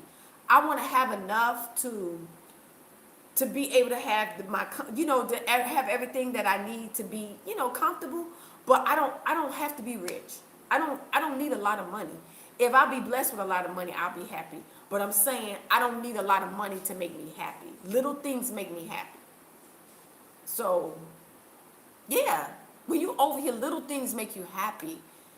So I might want to go, like, I'm not going to feel down because I can't go to the mall. I'm not going to feel down because I can't go out to eat. Because I got fresh fruit. I got a fruit stand right around the corner. I can walk and get fresh pineapple, mango. That made me happy. Come on, fam. That made me happy. I don't have to be down because I can't go to the mall or down because I can't go shop at a Western store and spend extra money on a meal that the local food tastes better and it's cheaper because it's home. The local food is home cooked food. The restaurants you go to is like restaurant food. It's good, but it's more expensive, and it's just a different. It's a different. It's not like home cooked food, but the local food is like home cooked food, and you can cook that food. I don't really eat out a lot. I cook my own food. I cook my own beans. I cook my own rice. They eat a lot of beans and rice. Beans, rice, greens, and sweet potatoes and potatoes, stuff like that. I cook all of that. I cook all my own food. And I cook it the way I like it. So my food is good. Like, I don't have to feel down because I can't go out to eat or I can't go to the mall and shop. Shop for what? Where am I going, family? Where I go? I'm sitting, I'm chilling. I'm walking around by the beach and stuff. What I need to go to the mall for what? Only time I really go to the mall to get something is if something I need, like a lip gloss or something for my hair or something like that. I don't really need clothes because I got a lady that make my clothes. That is everywhere I live. I find out it's ladies everywhere that make your clothes. They everywhere. Everywhere I live, I walk down the street and I just go to a lady who make clothes. And I say, can you make this? I'll show her what I like, and then they make it. You pick the material and they make it. So I don't need clothes and shoes you can get. Like, I don't need nothing, fam. I'm happy. That's why I'm so happy. Like, it's just family. It's unreal. I'm just talking and missing y'all messages. Let me see. Any more information on how to apply for our African passport? Exactly. I totally understand. Finesse. You can apply for a passport in Burkina Faso if you go there. At first, they were saying that you had to show DNA, but I don't know. The way it's looking, it's like they might be offering it to Afro descendants. So if you go, you got to go there, though. You can't get nobody's passport unless you go into that country. That's another thing. Any country that you want to get a passport in, you got to go there. It don't matter which country. Now, Tanzania does not offer, but if I want to be in the East African community, since I love Tanzania and I live here, and, I could go and get one in Kenya. I could get one in Uganda, in Rwanda, Burundi, Malawi. They all offer it. That's the East African community. So you get that passport, you still get privileges in the East African community here in Tanzania. You can still stay on your residency permit. You just have to renew your residency permit every 2 years here. But if you want a passport, you can go to any of those other countries, Burkina Faso. The West African countries is basically giving them away to us now at this point. Everybody's starting to say Afro descendants, come get your passport. The thing with me is I'm on the East. I'm in East Africa. I'm not in West Africa. And East Africa is my vibe right now. So if I try to get a passport, it'd be probably Kenya or Uganda, Rwanda, somewhere over here in the East. So just got to figure out, if you did, some people did DNA and that's how they decide which country that they go to. Their DNA, shows where they, so that's a good way to narrow down what country you want to go to. I don't do DNA. ETA is only $32 and it takes hours to get the acceptance. What's ETA, Deidre? What's ETA? Is that Kenya in Kenya or something? So yeah, it's okay if you don't have a passport right now, you can get a residency permit. If you retire at age 55 and older, you can apply for here in Tanzania. You can apply for a retirement permit. Um, if you create a business as an investor in Tanzania, you can create a business and then you can get a work permit and residency and renew that every 2 years. Everything is every 2 years you renew. Every 2 years you renew. And then you can travel, and maybe you can travel and you can try to apply for a passport in other places once you get your residency permit here. So it's still, you don't have to have a passport. You can still survive off a residency permit. You can still do everything, travel, do everything on a residency permit. Oh, okay. ETA, Electronic Travel Authority. Okay. Oh, the Kenyan visa. Okay, the Kenyan visa. But we were talking about, I think, passport. So a passport, a Kenyan passport. I'm hoping that they make them easier in East Africa, like they're making them a little bit easier in West Africa to get the passports, because the way things are going in the States. I think I did the video about the passport situation where, Marco Rubio, the Secretary of State, they say it's off the table, but I feel like when they bring up an amendment or they try an executive order and they try to do all these things, they stop it for a minute, but they eventually will push it through. When you're not looking and you distracted, celebrating these pagan holidays, then they done push that stuff through, and before you know it, you apply for a passport and they deny you because of your Facebook or because of what you said. And when you try to renew your passport, they deny you, or you try to they revoking your passport. Yeah, so I understand why people want to go ahead and get the other passport, because if they do that, you have the other passport. But family, you outside. If you outside the state, you good. Family, we out of there. So they can do whatever they want to with their passport. Do I look like I'm crying? Do I look like I'm crying or I'm caring? I'm not crying or caring, fam. I'm out. When you in there, that's the problem, because you want to make sure you can get out.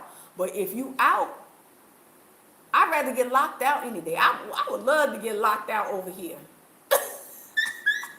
I would love to get locked out over here. I'd drop everything, change my name. I change my name. Yeah.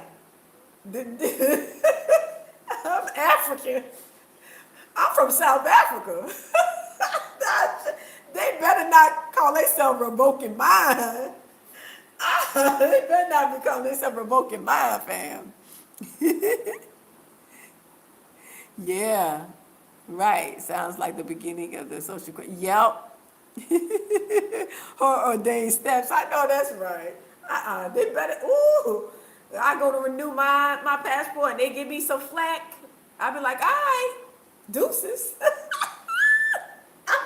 And then I go to the beach and have me a cocktail. I go to the beach and have me a mocktail, because I don't really drink alcohol, but I do the fruity drinks. I had me a mocktail, put my feet up, put my feet in the sand, and get in the Indian Ocean, the East African Ocean. I'll be chilling.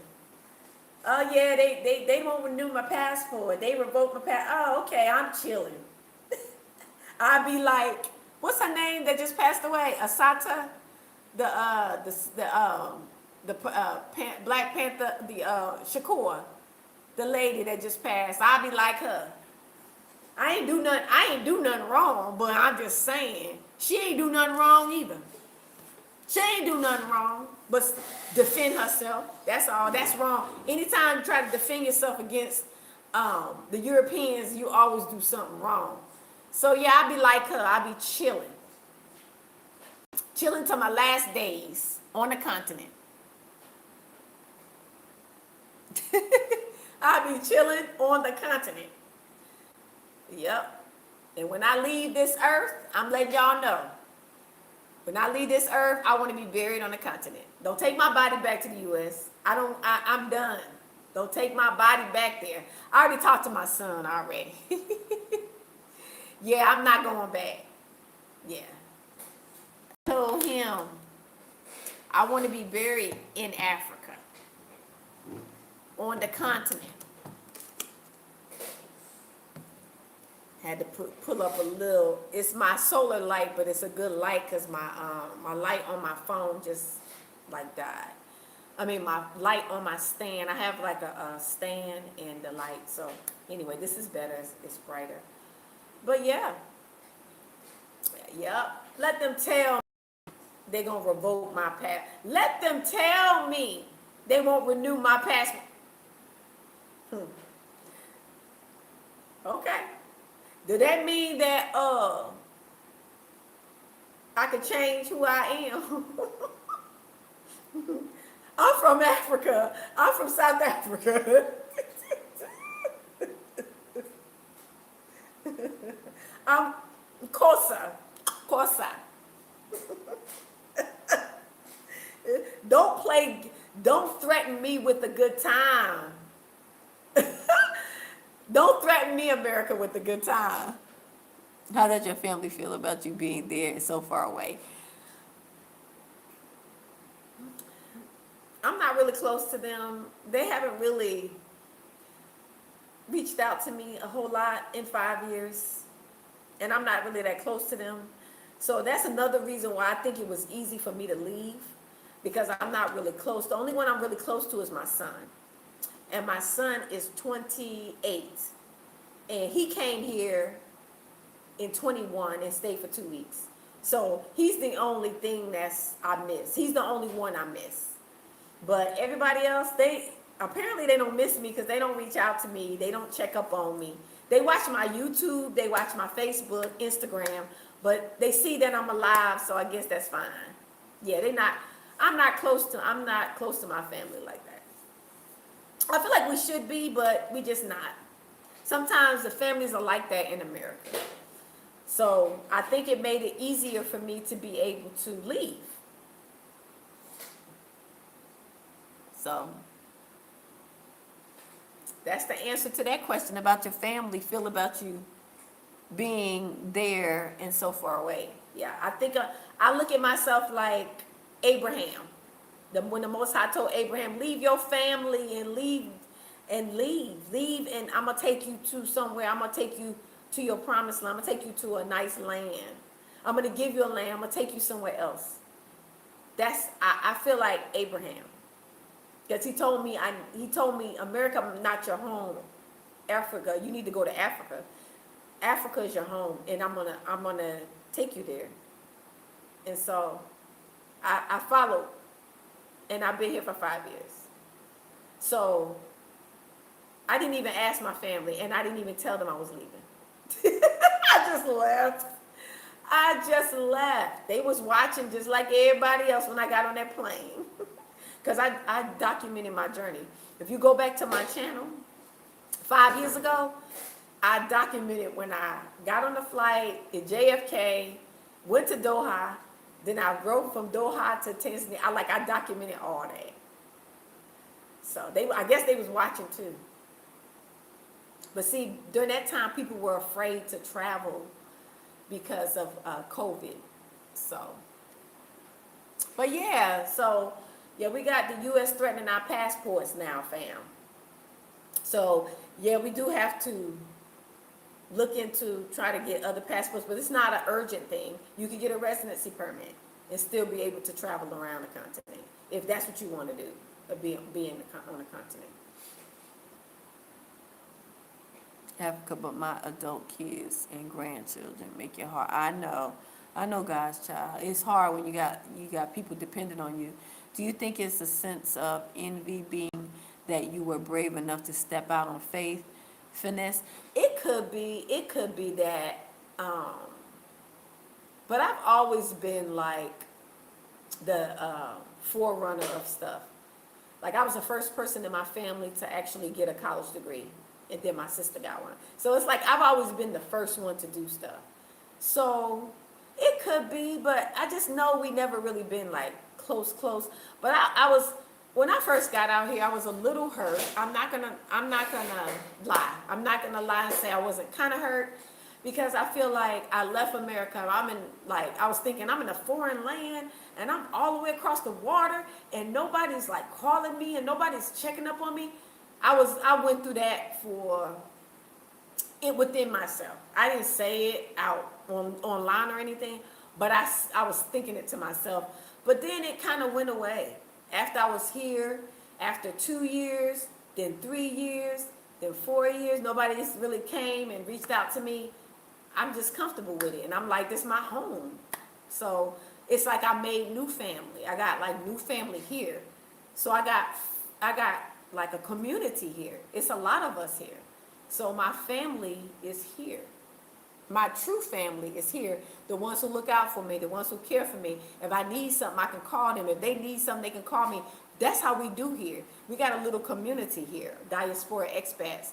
So if somebody fall on hard times, if you break your phone, if you can't, your bank got issues, you being all the way over here, you're going to have issues with your phone maybe, issues with your bank maybe, issues with deposits, issues with this, issues with that. You need help sometimes.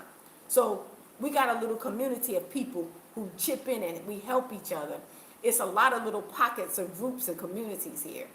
And that's all across Africa, because we got communities in Kenya.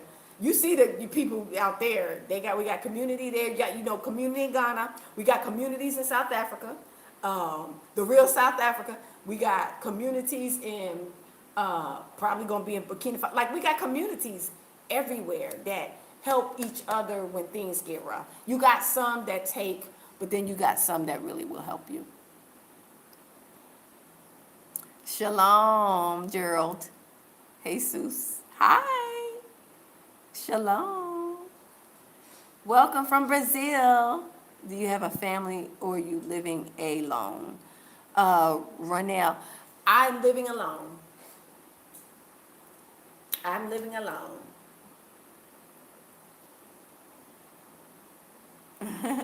So, but when I say I'm living alone in this apartment, but in the community that I live in, it's a bunch of us that we live together. We live in the same, it's like a compound, and we live together. So I don't live by myself. My first place I had in Bessie Beach, I lived by myself in a fourplex with 3 locals and me. But now I'm in a compound with like a group of us live in this. We all have our own apartments, of course, but it's a group of us. So if I ever need anything, or if they ever need it, like we're a community, and it's all ages, all ages. So you don't have to worry about being by yourself, and that's in any of these countries. You connect with one of us. Most of these people in groups. I'm not a grouping person. When I say group, I'm not like online in any online groups, but I live in a community with other Americans and other expats. I live in a community. So we help each other. We look out for each other. We're family. See, we're away from our family here. So we become a family. I got 13 people in here. Hey, fams. Thank y'all for checking me out and jumping in. Thumbs up. So we're away from our family in the States, but we got a family here. We're family here. You know what? Okunimba? I know I'm not pronouncing your name right. I did, but he left. He left. Yep, he left. So he moved on, and I moved on too. So we have a community here, and we look out for each other, family. So if you decided to come here, you would not be by yourself. You would not be by yourself, because it's a lot of us here, all ages, from youngest to the oldest. And we have like a little community. Everywhere we go, we just develop like a little community. Now, it may not be online, because a lot of people are not online. It's only a select few online, because people are private. And you got to understand that people are very private, and they don't like to be online, And, I get that. I respect people's privacy, but it's for me. I just wanted to document my journey when I left America because I was one of the first to come here to Dar. I was one of the first in Dar. I didn't even consult with someone when I came because there was nobody here in Dar. Traveling sister was in Arusha, but nobody else was here yet.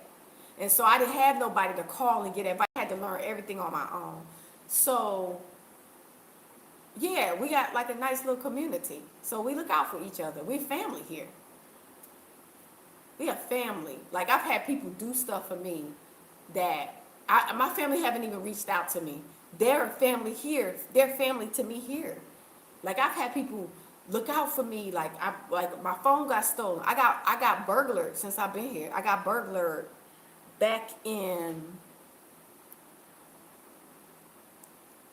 Yeah, thank you. Thank you for your documentation. I got burglar here in 20, I think it was 22 or 23. I got a video I did. So I got burglar. I left my patio door unlocked. Not in this place, but I've lived in 3 places since I've been here. The first place I lived with a couple from Jamaica, but they lived in America, and I stayed with them for 6 months. Then I got my own place in Mbezi Beach. That's why I got burglared. I had a patio door off my bedroom. I had 2 bedrooms and 2 bathrooms, and I had a patio off of each bedroom. Well, my bedroom patio, I forgot to lock the door one night because I spaced it and I forgot. And then that night I left it open. They came in there. They didn't touch me, or I think it was one person. I don't know. That person didn't touch me, but they took my phone, my computer bag, my phone, and my purse. But they left my purse. They just took my purse on the back porch and just poured everything out, which was good because I had my passport and stuff in there. I was panicking, but anyway, I didn't get hurt. They just took my stuff, so I had to start all over and get another phone, another computer, all that stuff. And so when I was going through that, I had so many people that helped me out so much. People was giving me phones. People was like gave me money to help me buy a phone because my stuff was taken. So it was just everybody chipped in to help me out to get back on my feet because I was still doing consultations. I also had a iPad that I wasn't using. It was old, but I was able to use that until I got, back on my feet with, computer and stuff.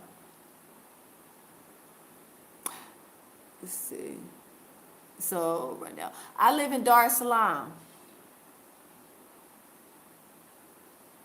The yummy is good, oh. Yummy is good, oh.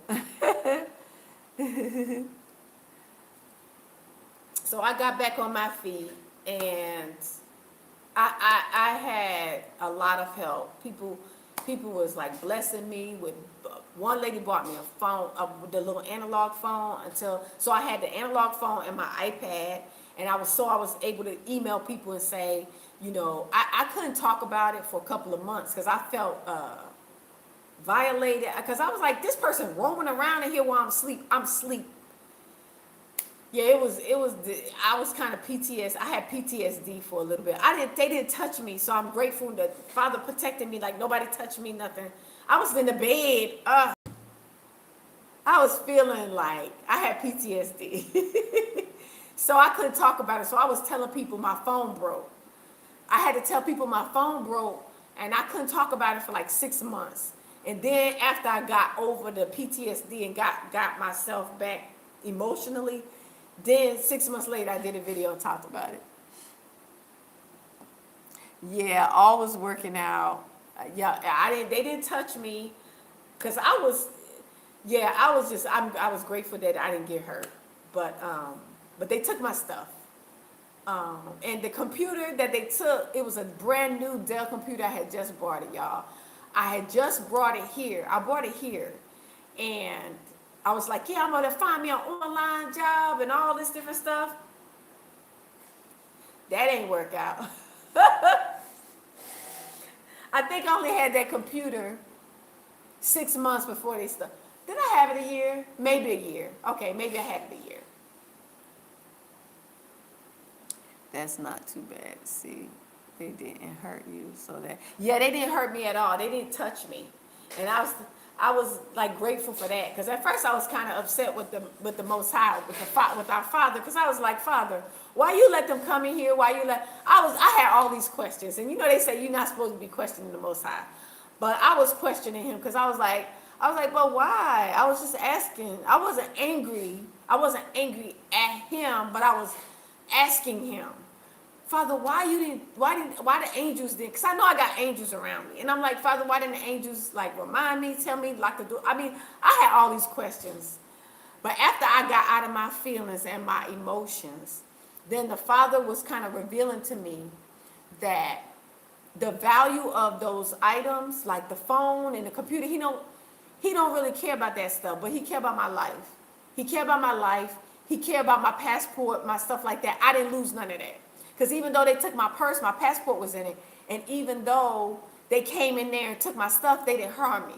So what was he showed me that what was most important to me, it was you and your items. You know, your purse and your passport and you. So I said, okay. I felt a little bit better, like, because he don't see these devices like we do. This phone, this computer, our maker don't be caring about that stuff, but he care about our soul. He care about our body. He care about us, his creation, and he care about, our situation. So I didn't lose my passport. So I still had what I needed to still be able to stay and keep moving forward. So yeah, so I was feeling some kind of way, but he spoke to my spirit, was letting me know, I protected you though. Nobody didn't touch you. I said, no, nobody didn't touch me. All praises to the Most High.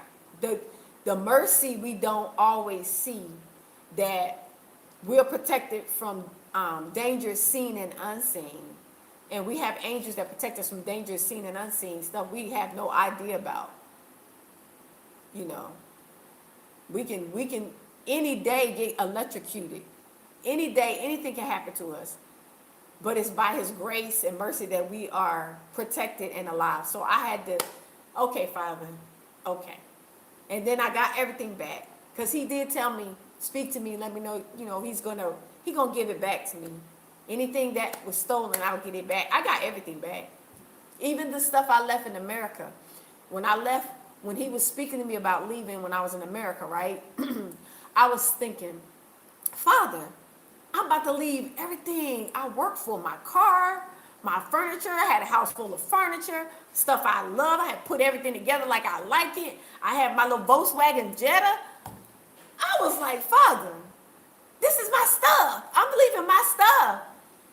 And he said in such a small, calm voice, he said, I'm going to give it all back to you. He said, this Babylon stuff, this Babylonian stuff, let them have their stuff. I'm going to give it all back to you. And I got all of it back except the car.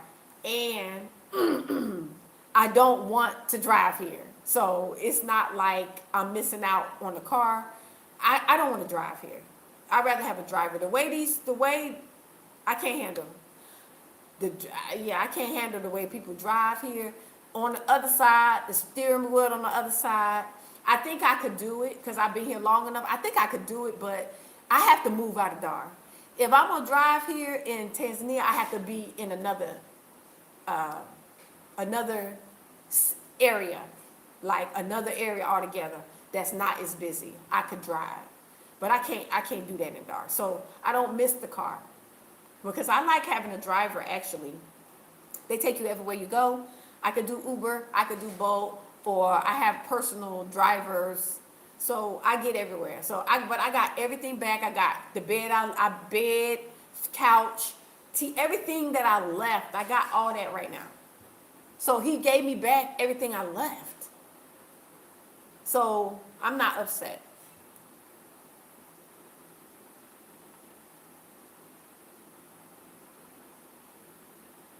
Yes. Yes, they took it, and I'm kind of glad I was asleep. I think they did something to me. I think they blew something in my window. They say if you sleep, they can blow some kind of chlorophyll, something in your window, make you sleep deep. I think they did that to me because I'm a sound sleeper, and they opened 3 doors, and I didn't hear nothing.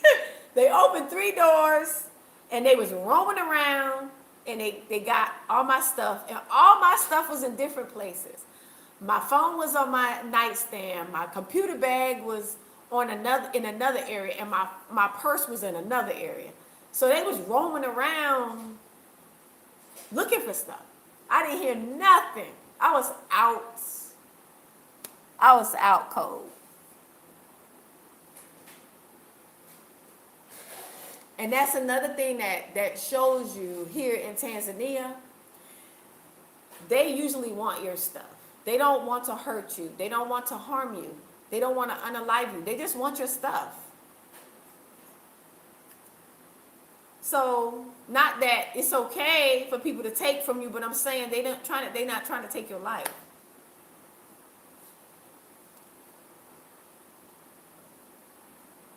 The wheel on the same side. Yeah, but the drive is scary, right? Woo, that drive, honey. The way people be driving, they be running red lights.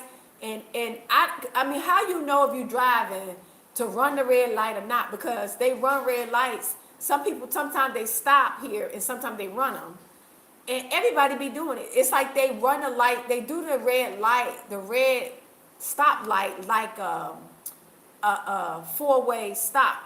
Four-way stop, everybody come and then they stop and then they go. They stop and they go. That's how they do the light, the red light, the what you call that light, y'all? The with the green, yellow, and the red. What you call it? The one the black man created. I forget the name of it. I know a black man created that, but they use that like a four-way stop. A traffic, yeah, that's it. That's it, relate. A traffic light. They use the traffic light. They do the four-way. They use it as a four-way stop. A four-way stop. I can't. Mm-mm. And then the close that they get to it, they be getting so close to each other. And then the motorcycles be coming, and the boaters and bajajis, everybody. I be like, woo! I be in the bajaji making noise, and they just laugh at me. I be like, woo, caca. They start laughing at me. I be like on edge riding in there. I'd rather have a driver also because they know how to drive there. Yeah, they know how to drive. The driver that I have, he's so good. He is so good. He know how to just, I couldn't do it, fam. I would be scared I have an accident. And you don't see a lot of women driving here. That's another thing. You don't see a lot of women driving here. You see mainly men driving. Women don't hardly drive here. And when they do, they be holding up traffic, scared to turn. And the men be beeping at them. Beep, beep.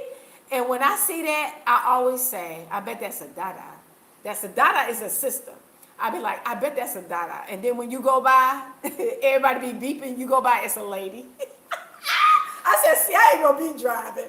I'm not gonna be driving here for everybody to be beeping at me because I'm scared to turn. It's a first come, first serve system. And it's organized. Let me tell you something, family. It's organized chaos. It's organized. They know what's going on. They know how to roll with it. I be on edge. But I have to pray. I pray before I ride. Be like, Father, thank you for your angels. And then I just try to relax because it's just so much every day. Yeah. What's the mass transportation like? They have the trotro. Is that not? They call it what they call it? It's the little van that everybody be riding. What they call this van? I don't know. I think it's a trotro. I think they call it trotro. I can't remember, but I've never ridden it. But it's like the community bus. and it's cheap, but it be packed out. They be packing way too many people in there. I can't do it. Then you can do the motorcycle. A lot of people ride motorcycles. I don't. If emergency come up, I have to, but I don't trust them. Motorcycles, and then the three-wheeler is my favorite mode of transportation. It's called a bajaji or a tuk-tuk. It's a bajaji. I love bajajis, and it's the three-wheel motorcycle. I'm sorry, family, my phone froze up or something, but it's like a carriage, but it has three wheels. That's my favorite mode of transportation. And then they have the car, and then they have, they have Uber and Bolt. Bolt is like Uber. And so that's kind of, and then you have your my personal driver has a bajaji. So that's usually my mode of transportation. And it's cheap and it's fast, and you can get, like, they can ride on the sidewalks. So they can go around traffic with the little bajajis. But when you're in the car, traffic is, you kind of sitting for hours because of traffic. But if you get a motorcycle or if you get a bajaji, then you can get through traffic and get where you need to go. It is fun. I like doing the bajaji too. It's fun. It's fun, and it's different, but I like it. It's a different life, family. It's so different from what the life we have in America. It's so different, but I like it. I don't compare the two. Some people compare. They come here from the West, and then they compare it to. Thank you, everyone, for checking me out and stopping by.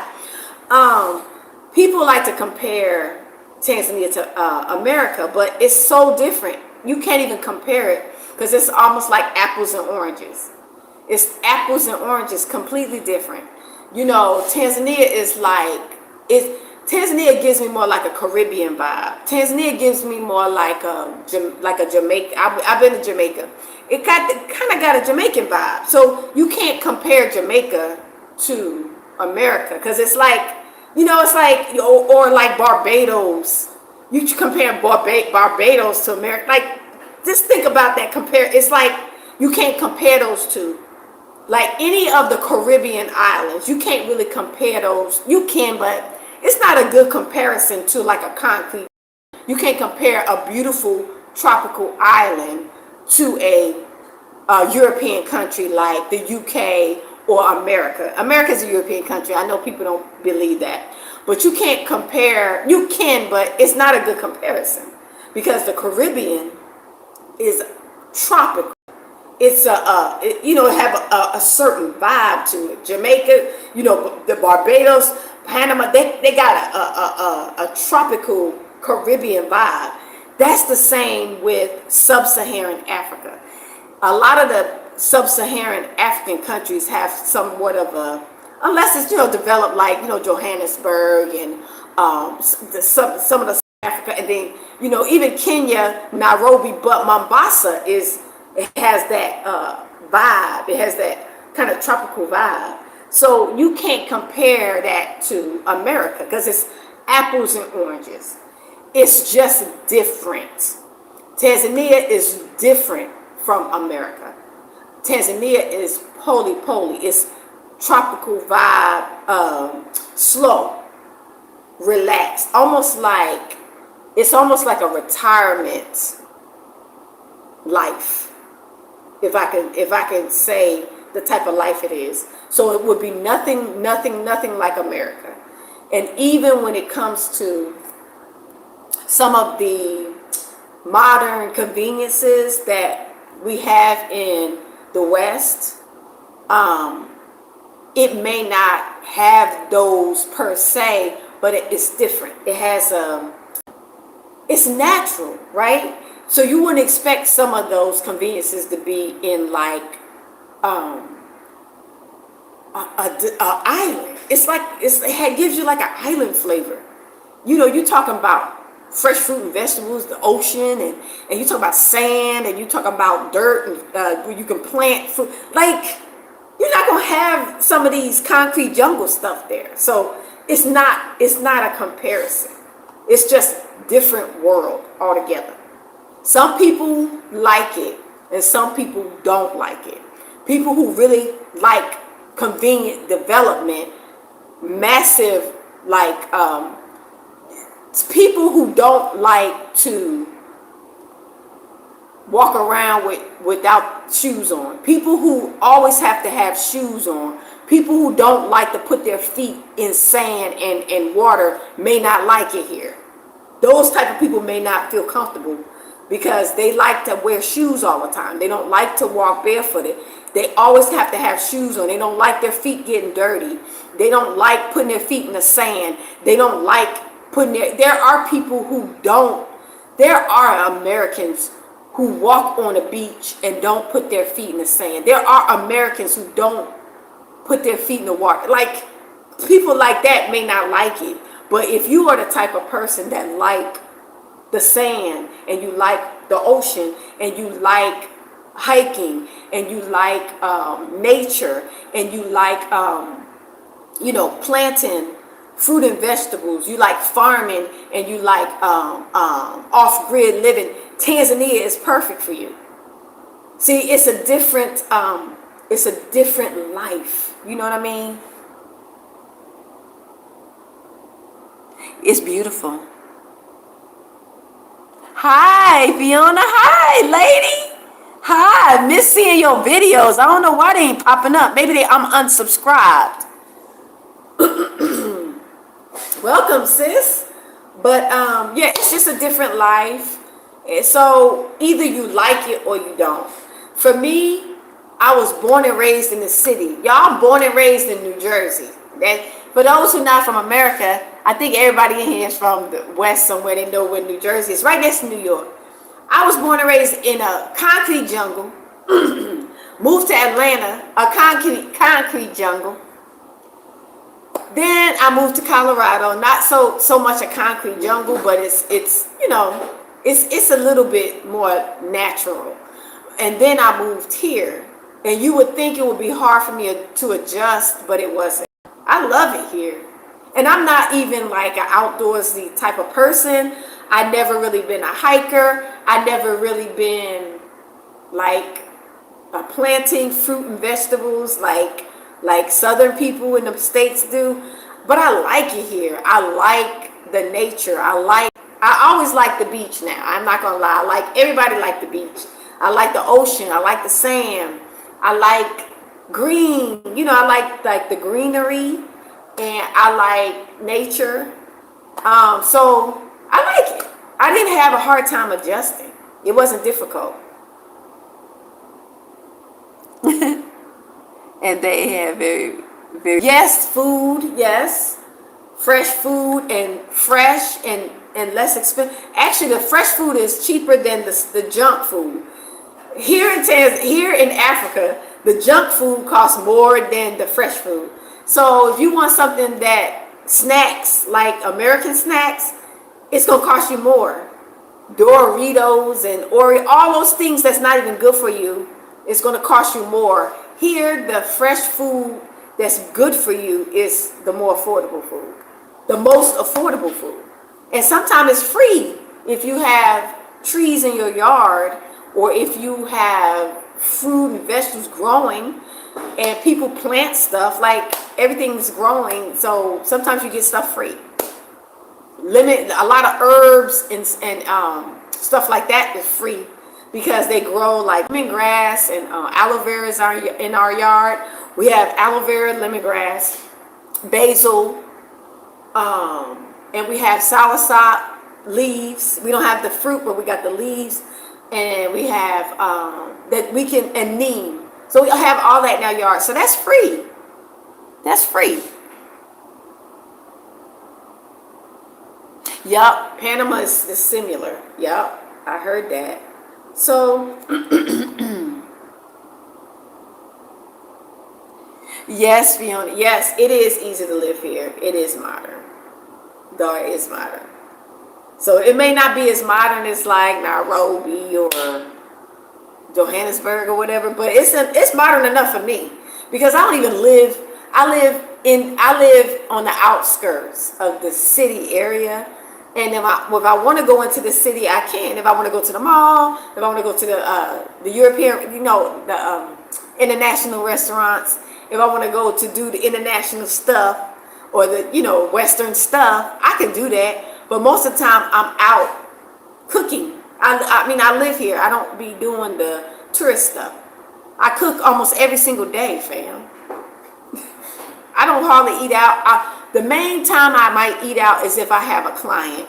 So, I do consultations. So if a client comes, for me, since they consulted with me and they found value in my information and they paid me, sometimes I like to meet with them for lunch or coffee or tea, just to meet with them, just so we can see each other, we can exchange numbers. If they need my help with the phone, or if they have something if they get sick, I mean, anything could happen. So I like to meet with them so we can, chat, exchange numbers, whatever. So if they need me, then they can call me.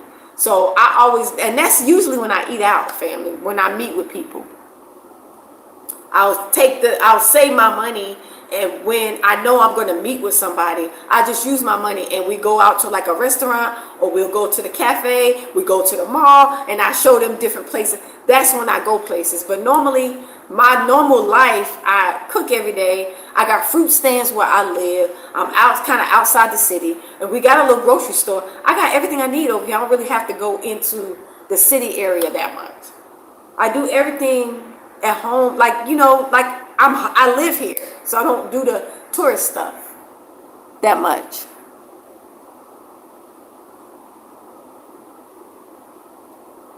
I cook when I was, yes, you did.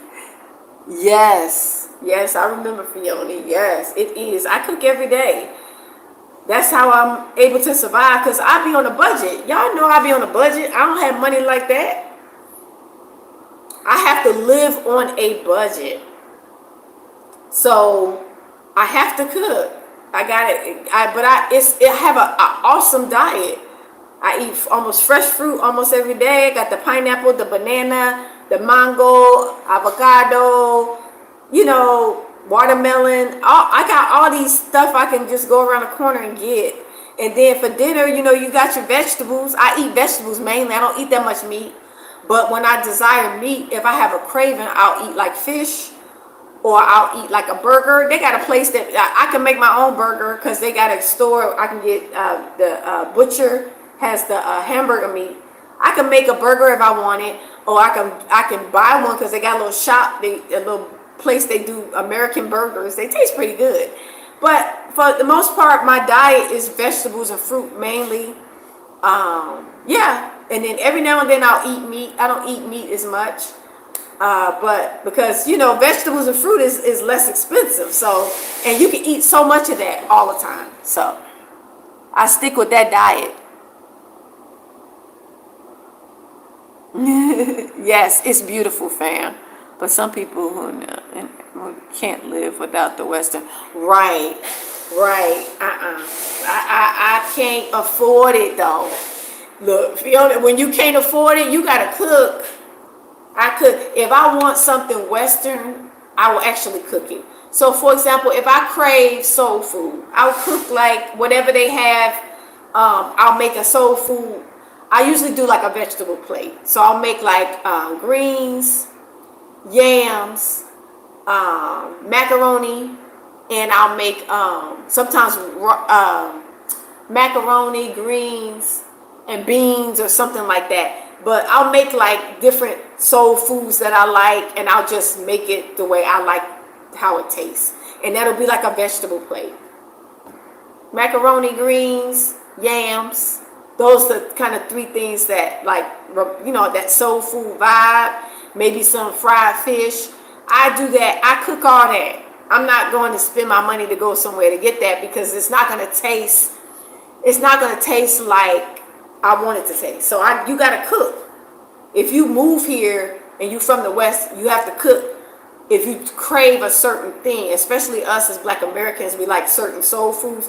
We can cook that ourselves. They got black eyed peas at the store. I made black eyed peas, greens, and yams, and macaroni and cheese one day. That's a vegetable plate.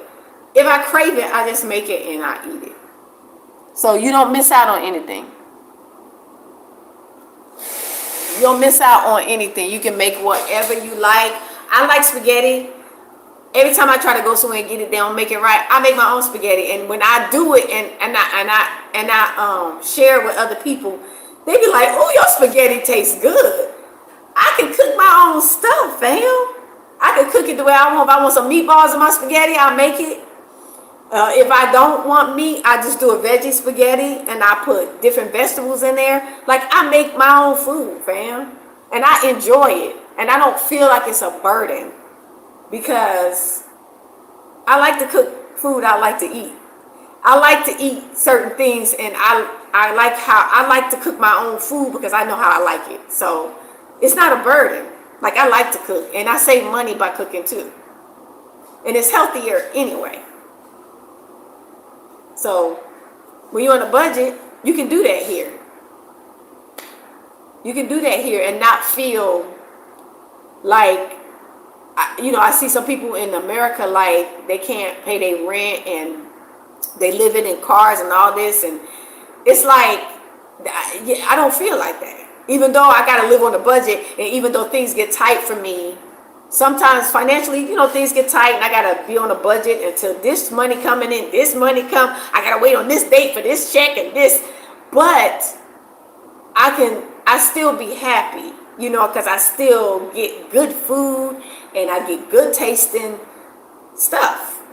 So I don't feel like I'm missing anything because I can't go to the mall. I don't feel like I'm missing anything because I can't go to a Western restaurant.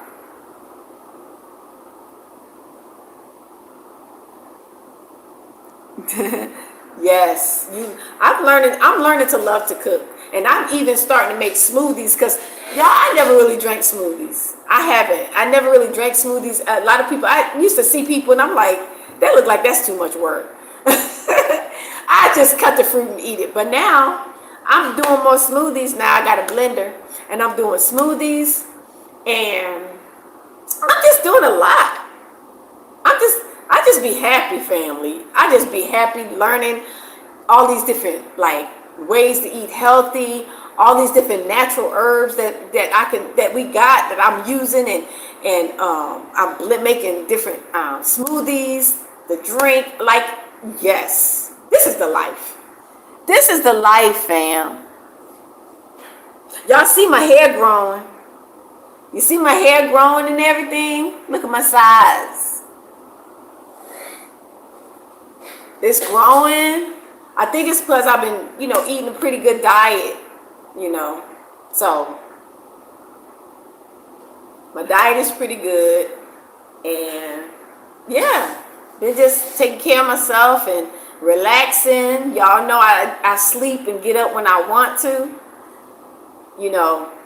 I'm a night person. That's why I'm up this late. It's pretty late here, y'all, but I sleep late. Y'all sleep late and then I be up late. I'm a night person. So, but I could do that because most of my people are on American time anyway. So I'll be trying to do things on the American time and not the Tanzanian time. So, but yeah, I just wanted to come to you guys and do it live and chat. I'm glad. I still got some people in here. I got 14 people. Anybody got any questions? Y'all want to ask me about Tanzania or life or adjusting or anything like that? Can you work a garden in your yard right now? On where we live, we have landscape. Some areas are landscape, but we got a lot of trees already, and it's already stuff growing. But no, I can't have a garden per se. But I have on my porch, I have I have 4 steps, and so on each side of the steps, I have plants that I planted. And here in Tanzania,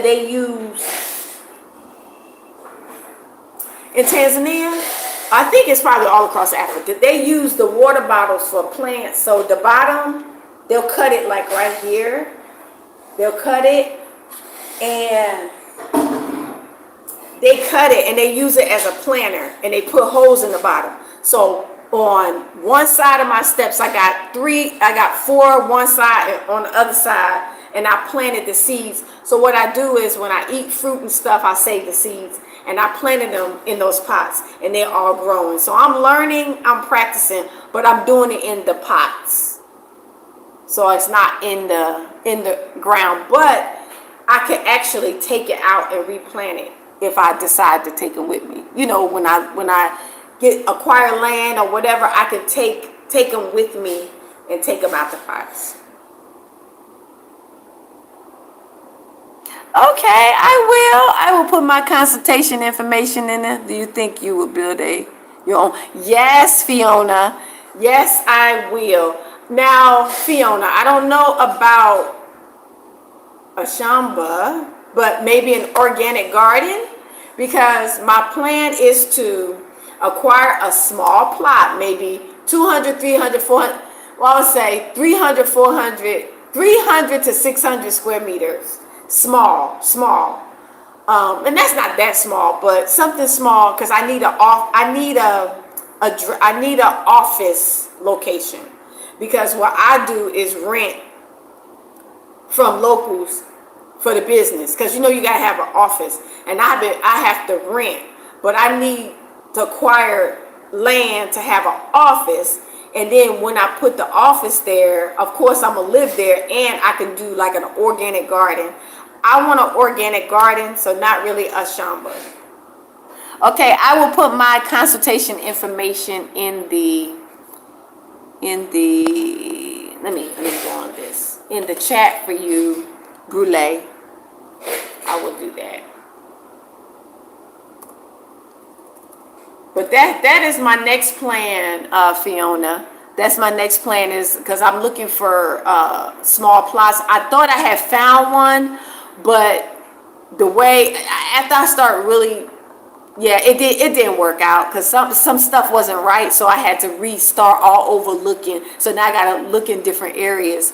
But I'm just trying to acquire something small so I can at least have an office there. I have that office where I'm not renting from a local to do business off of, renting from them. I need to acquire land to put my office on, and then live, and then grow fruit and stuff. Let me put my information in here. For consultations, you are welcome, family. Let me put my information in here. Okay. You are very welcome to contact me if you are interested in visiting Tanzania, doing business, relocating. Hit me up. I've been here for 5 years. I don't know everything, but I know a little bit of something.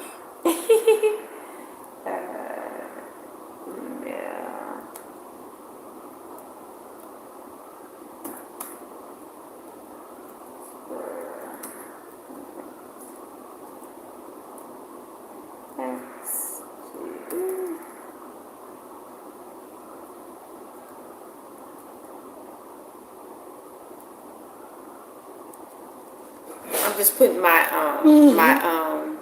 so basically it's my email address. Just email me, Brule Desire. Email me at my email address, and then I'll give you the details about the consultations. That is for Connect 0X. Yeah, I just put my email address in there, so you can just email me, and then let's travel with Babalat. Hi, let's travel with Babalat. Thank you. Yes, Fiona, to build. Yes, to build. I have to build. I have to have an office, because I've been renting from locals to do. You gotta for the business office. So I need my own land to for the business, for the storefront, for the business front. And I'm doing other stuff too. So I need a physical, and I want my own, I don't want to have to rent it from somebody. I want to acquire it to put the office on. And then I could do other stuff. I can start expanding, because there's some other ideas that I'm trying to do like maybe rentals, like maybe an Airbnb. I can do that under the business too. So I need to acquire some land. Yes, Fiona. Yes. Miss you too, Baba Lai. Is it easy to find a job? No, it's not easy, Ronell. You can't find no job here. You got to be the job creator. There's no jobs in Africa. You gotta create the jobs. So you got to be an investor, meaning create a business or create jobs. We can't come here and expect to find a job. We are bringing jobs to help because they don't have enough jobs here for locals. So we can't take a local job, but we can create and use our skills to create jobs for the locals. So no, it's not easy to find a job. If you have a specialized skill, you can online and see what kind of specialized skills the country might be looking for, then you might be able to find something like that. But I always recommend just create your own company, do your own thing, and then you can hire people. You may not make a whole lot initially, but it's a start.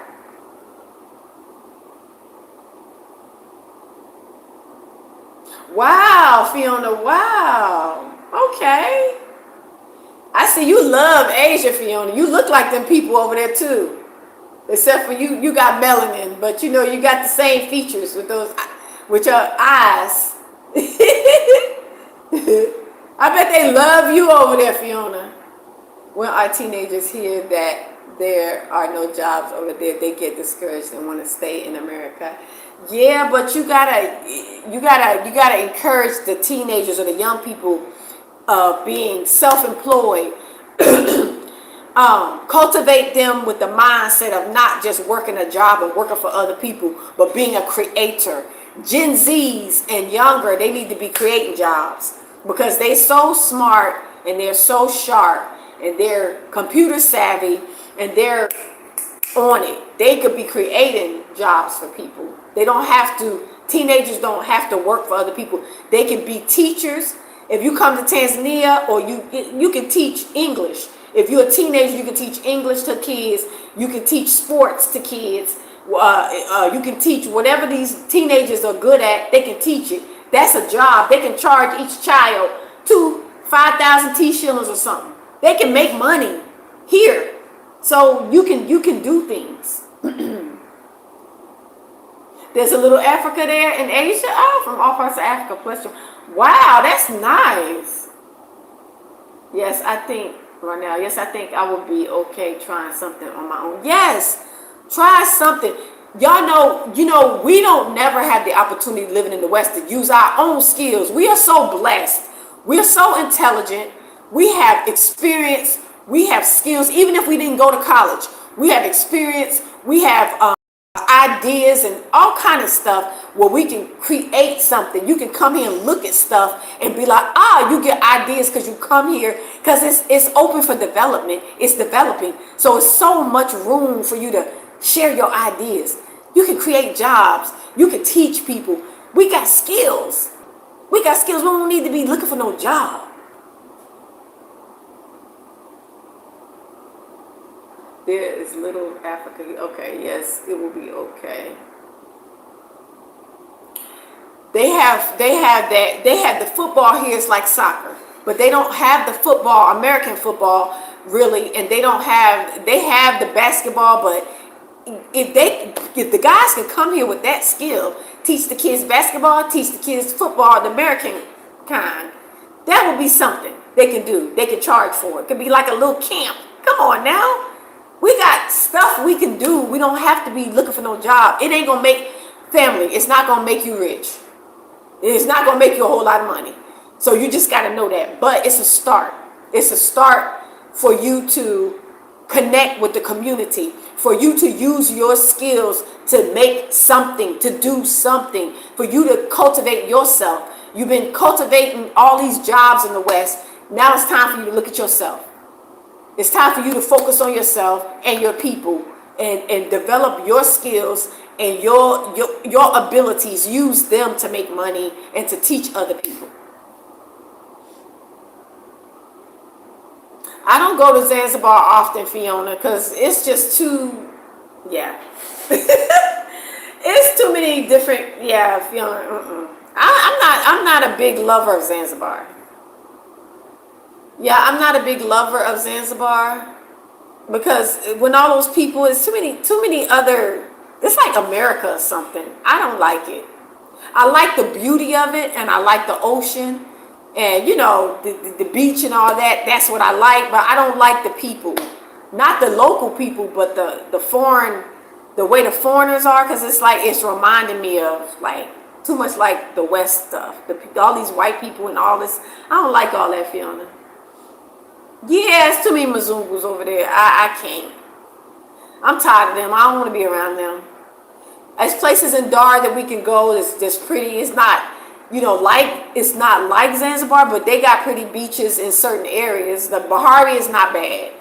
Bahari Beach area is not bad. I can go there and I feel I be around all Africans and I feel fine. I don't have to be around a bunch of Germans and a bunch of Italians and Russians and I don't want to be around all them. I don't want to be around all them. I want to just see none but Africans. And where I am, Fiona, I'm in the local area. You don't see none but Africans, even when you go to the beach. I love it. I want to see nothing but melanation. I want to see melanin popping. Melanin popping, like yours, Fiona. I want to see. That's what I want to see. You're laughing. Cocoa Beach is big too. Yeah, Cocoa Beach is big. I like chocolate. I like chocolate. That's what I want to see.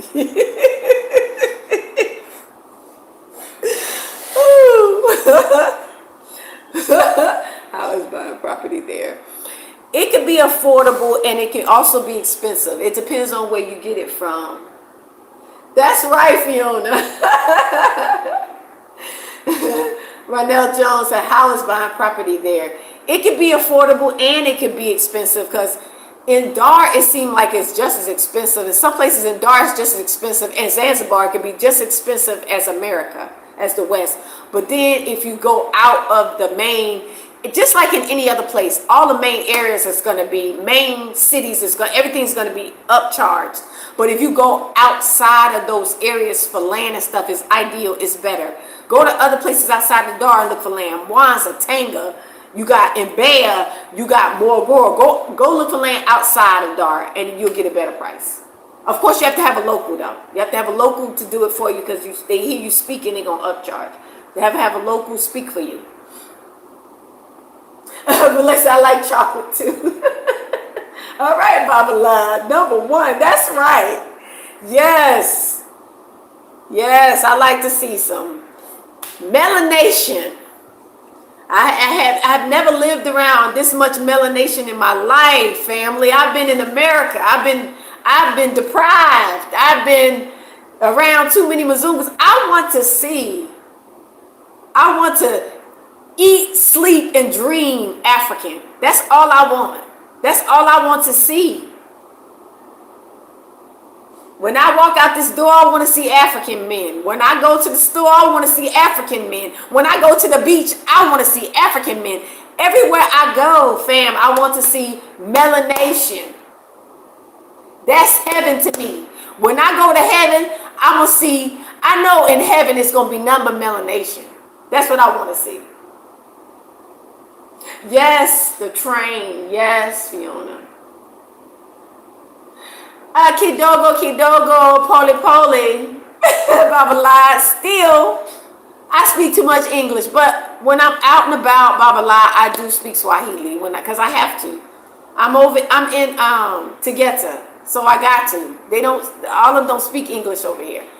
So I can ask for what I want. I ask for what I want to eat. I can greet. I give directions. Moja kwa moja, kulia kushoto. I can say, you have a good evening, usiku wema. Salama, Mambo, Habari, Habariako. I can speak certain things with greetings, but I just don't, speak it when I'm talking English. Yes, you can connect when you visit. Let's connect. Yes. When you visit Ronell, email me and we'll meet for coffee and tea. I like to meet for coffee and tea. When you come from the West, even if you don't consult with me and you already come or whatever, we can still meet, because I like to put a face with you, put a face together, and just you might have questions. I like to just connect, so we can do that. Yup, we can connect when you get here. We can have tea and coffee. You holding on to your Swahili words, Fiona? Fiona, when you going to Burkina Faso? I'm gonna get over there one day. I'm trying to wait and let everybody go so they can do videos so I can see what it's like. And then once I get everything situated over on this end, I need to go visit Burkina Faso. I like Captain Traore. I like what he's doing. He's doing big things. He is doing big things.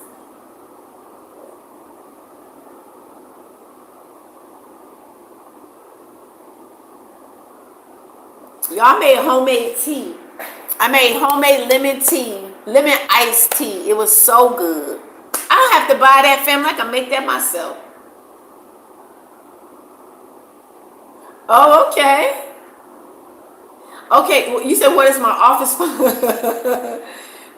Are you in?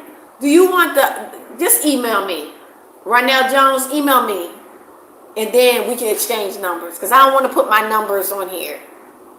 So email me, and then I'll give you all the details.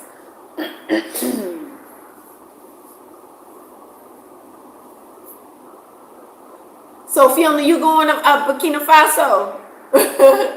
I know I'm going too. I gotta go over there. I gotta check Burkina Bay's out. I like what they doing over there.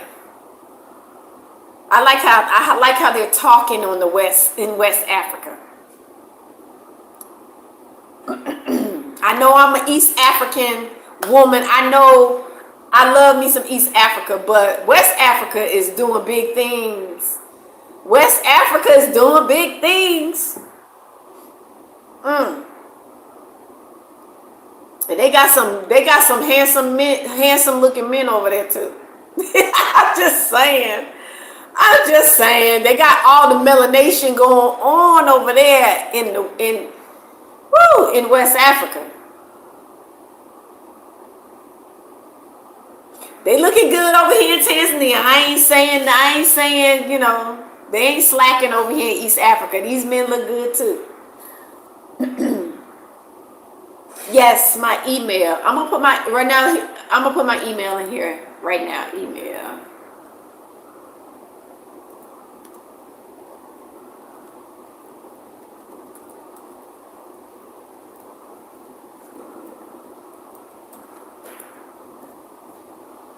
So you can email me and we can exchange details, and then we can connect. I like to meet with our people, have coffee, have tea, just to lay eyes on them. See, the good thing about that is if something happens, because we're over here away from our family in the West, right? And anything can happen. It's good to have, people that you talk to, that you know, so you exchange numbers or whatever. So if something were to happen, they can reach out, to your family or anything. It's just good to have connections if you're in the same country. That's all. Have somewhat. I'm not in group. I know a lot of people. So, so I give people my email and stuff, and we stay in touch. And if they need me for something or whatever, then they can call me. That's what I'm here for. That's what I've been here for 5 years for y'all. I've been here for y'all. I've been here for me too. But I'm here for you too. I am here for you too.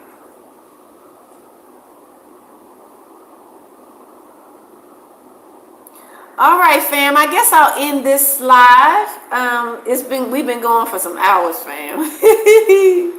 It's been nice though. I like chatting, just seeing how everybody's doing and encouraging everybody. And you're welcome so much, Ronell. And be encouraged if you in America, and you know, yeah, just be encouraged. And if you're interested in visiting Africa somewhere, reach out to any of us. We got people everywhere, family. If not Tanzania, we got Kenya, we got Uganda, Rwanda. We got people everywhere. We got even people in Asia. We got people everywhere.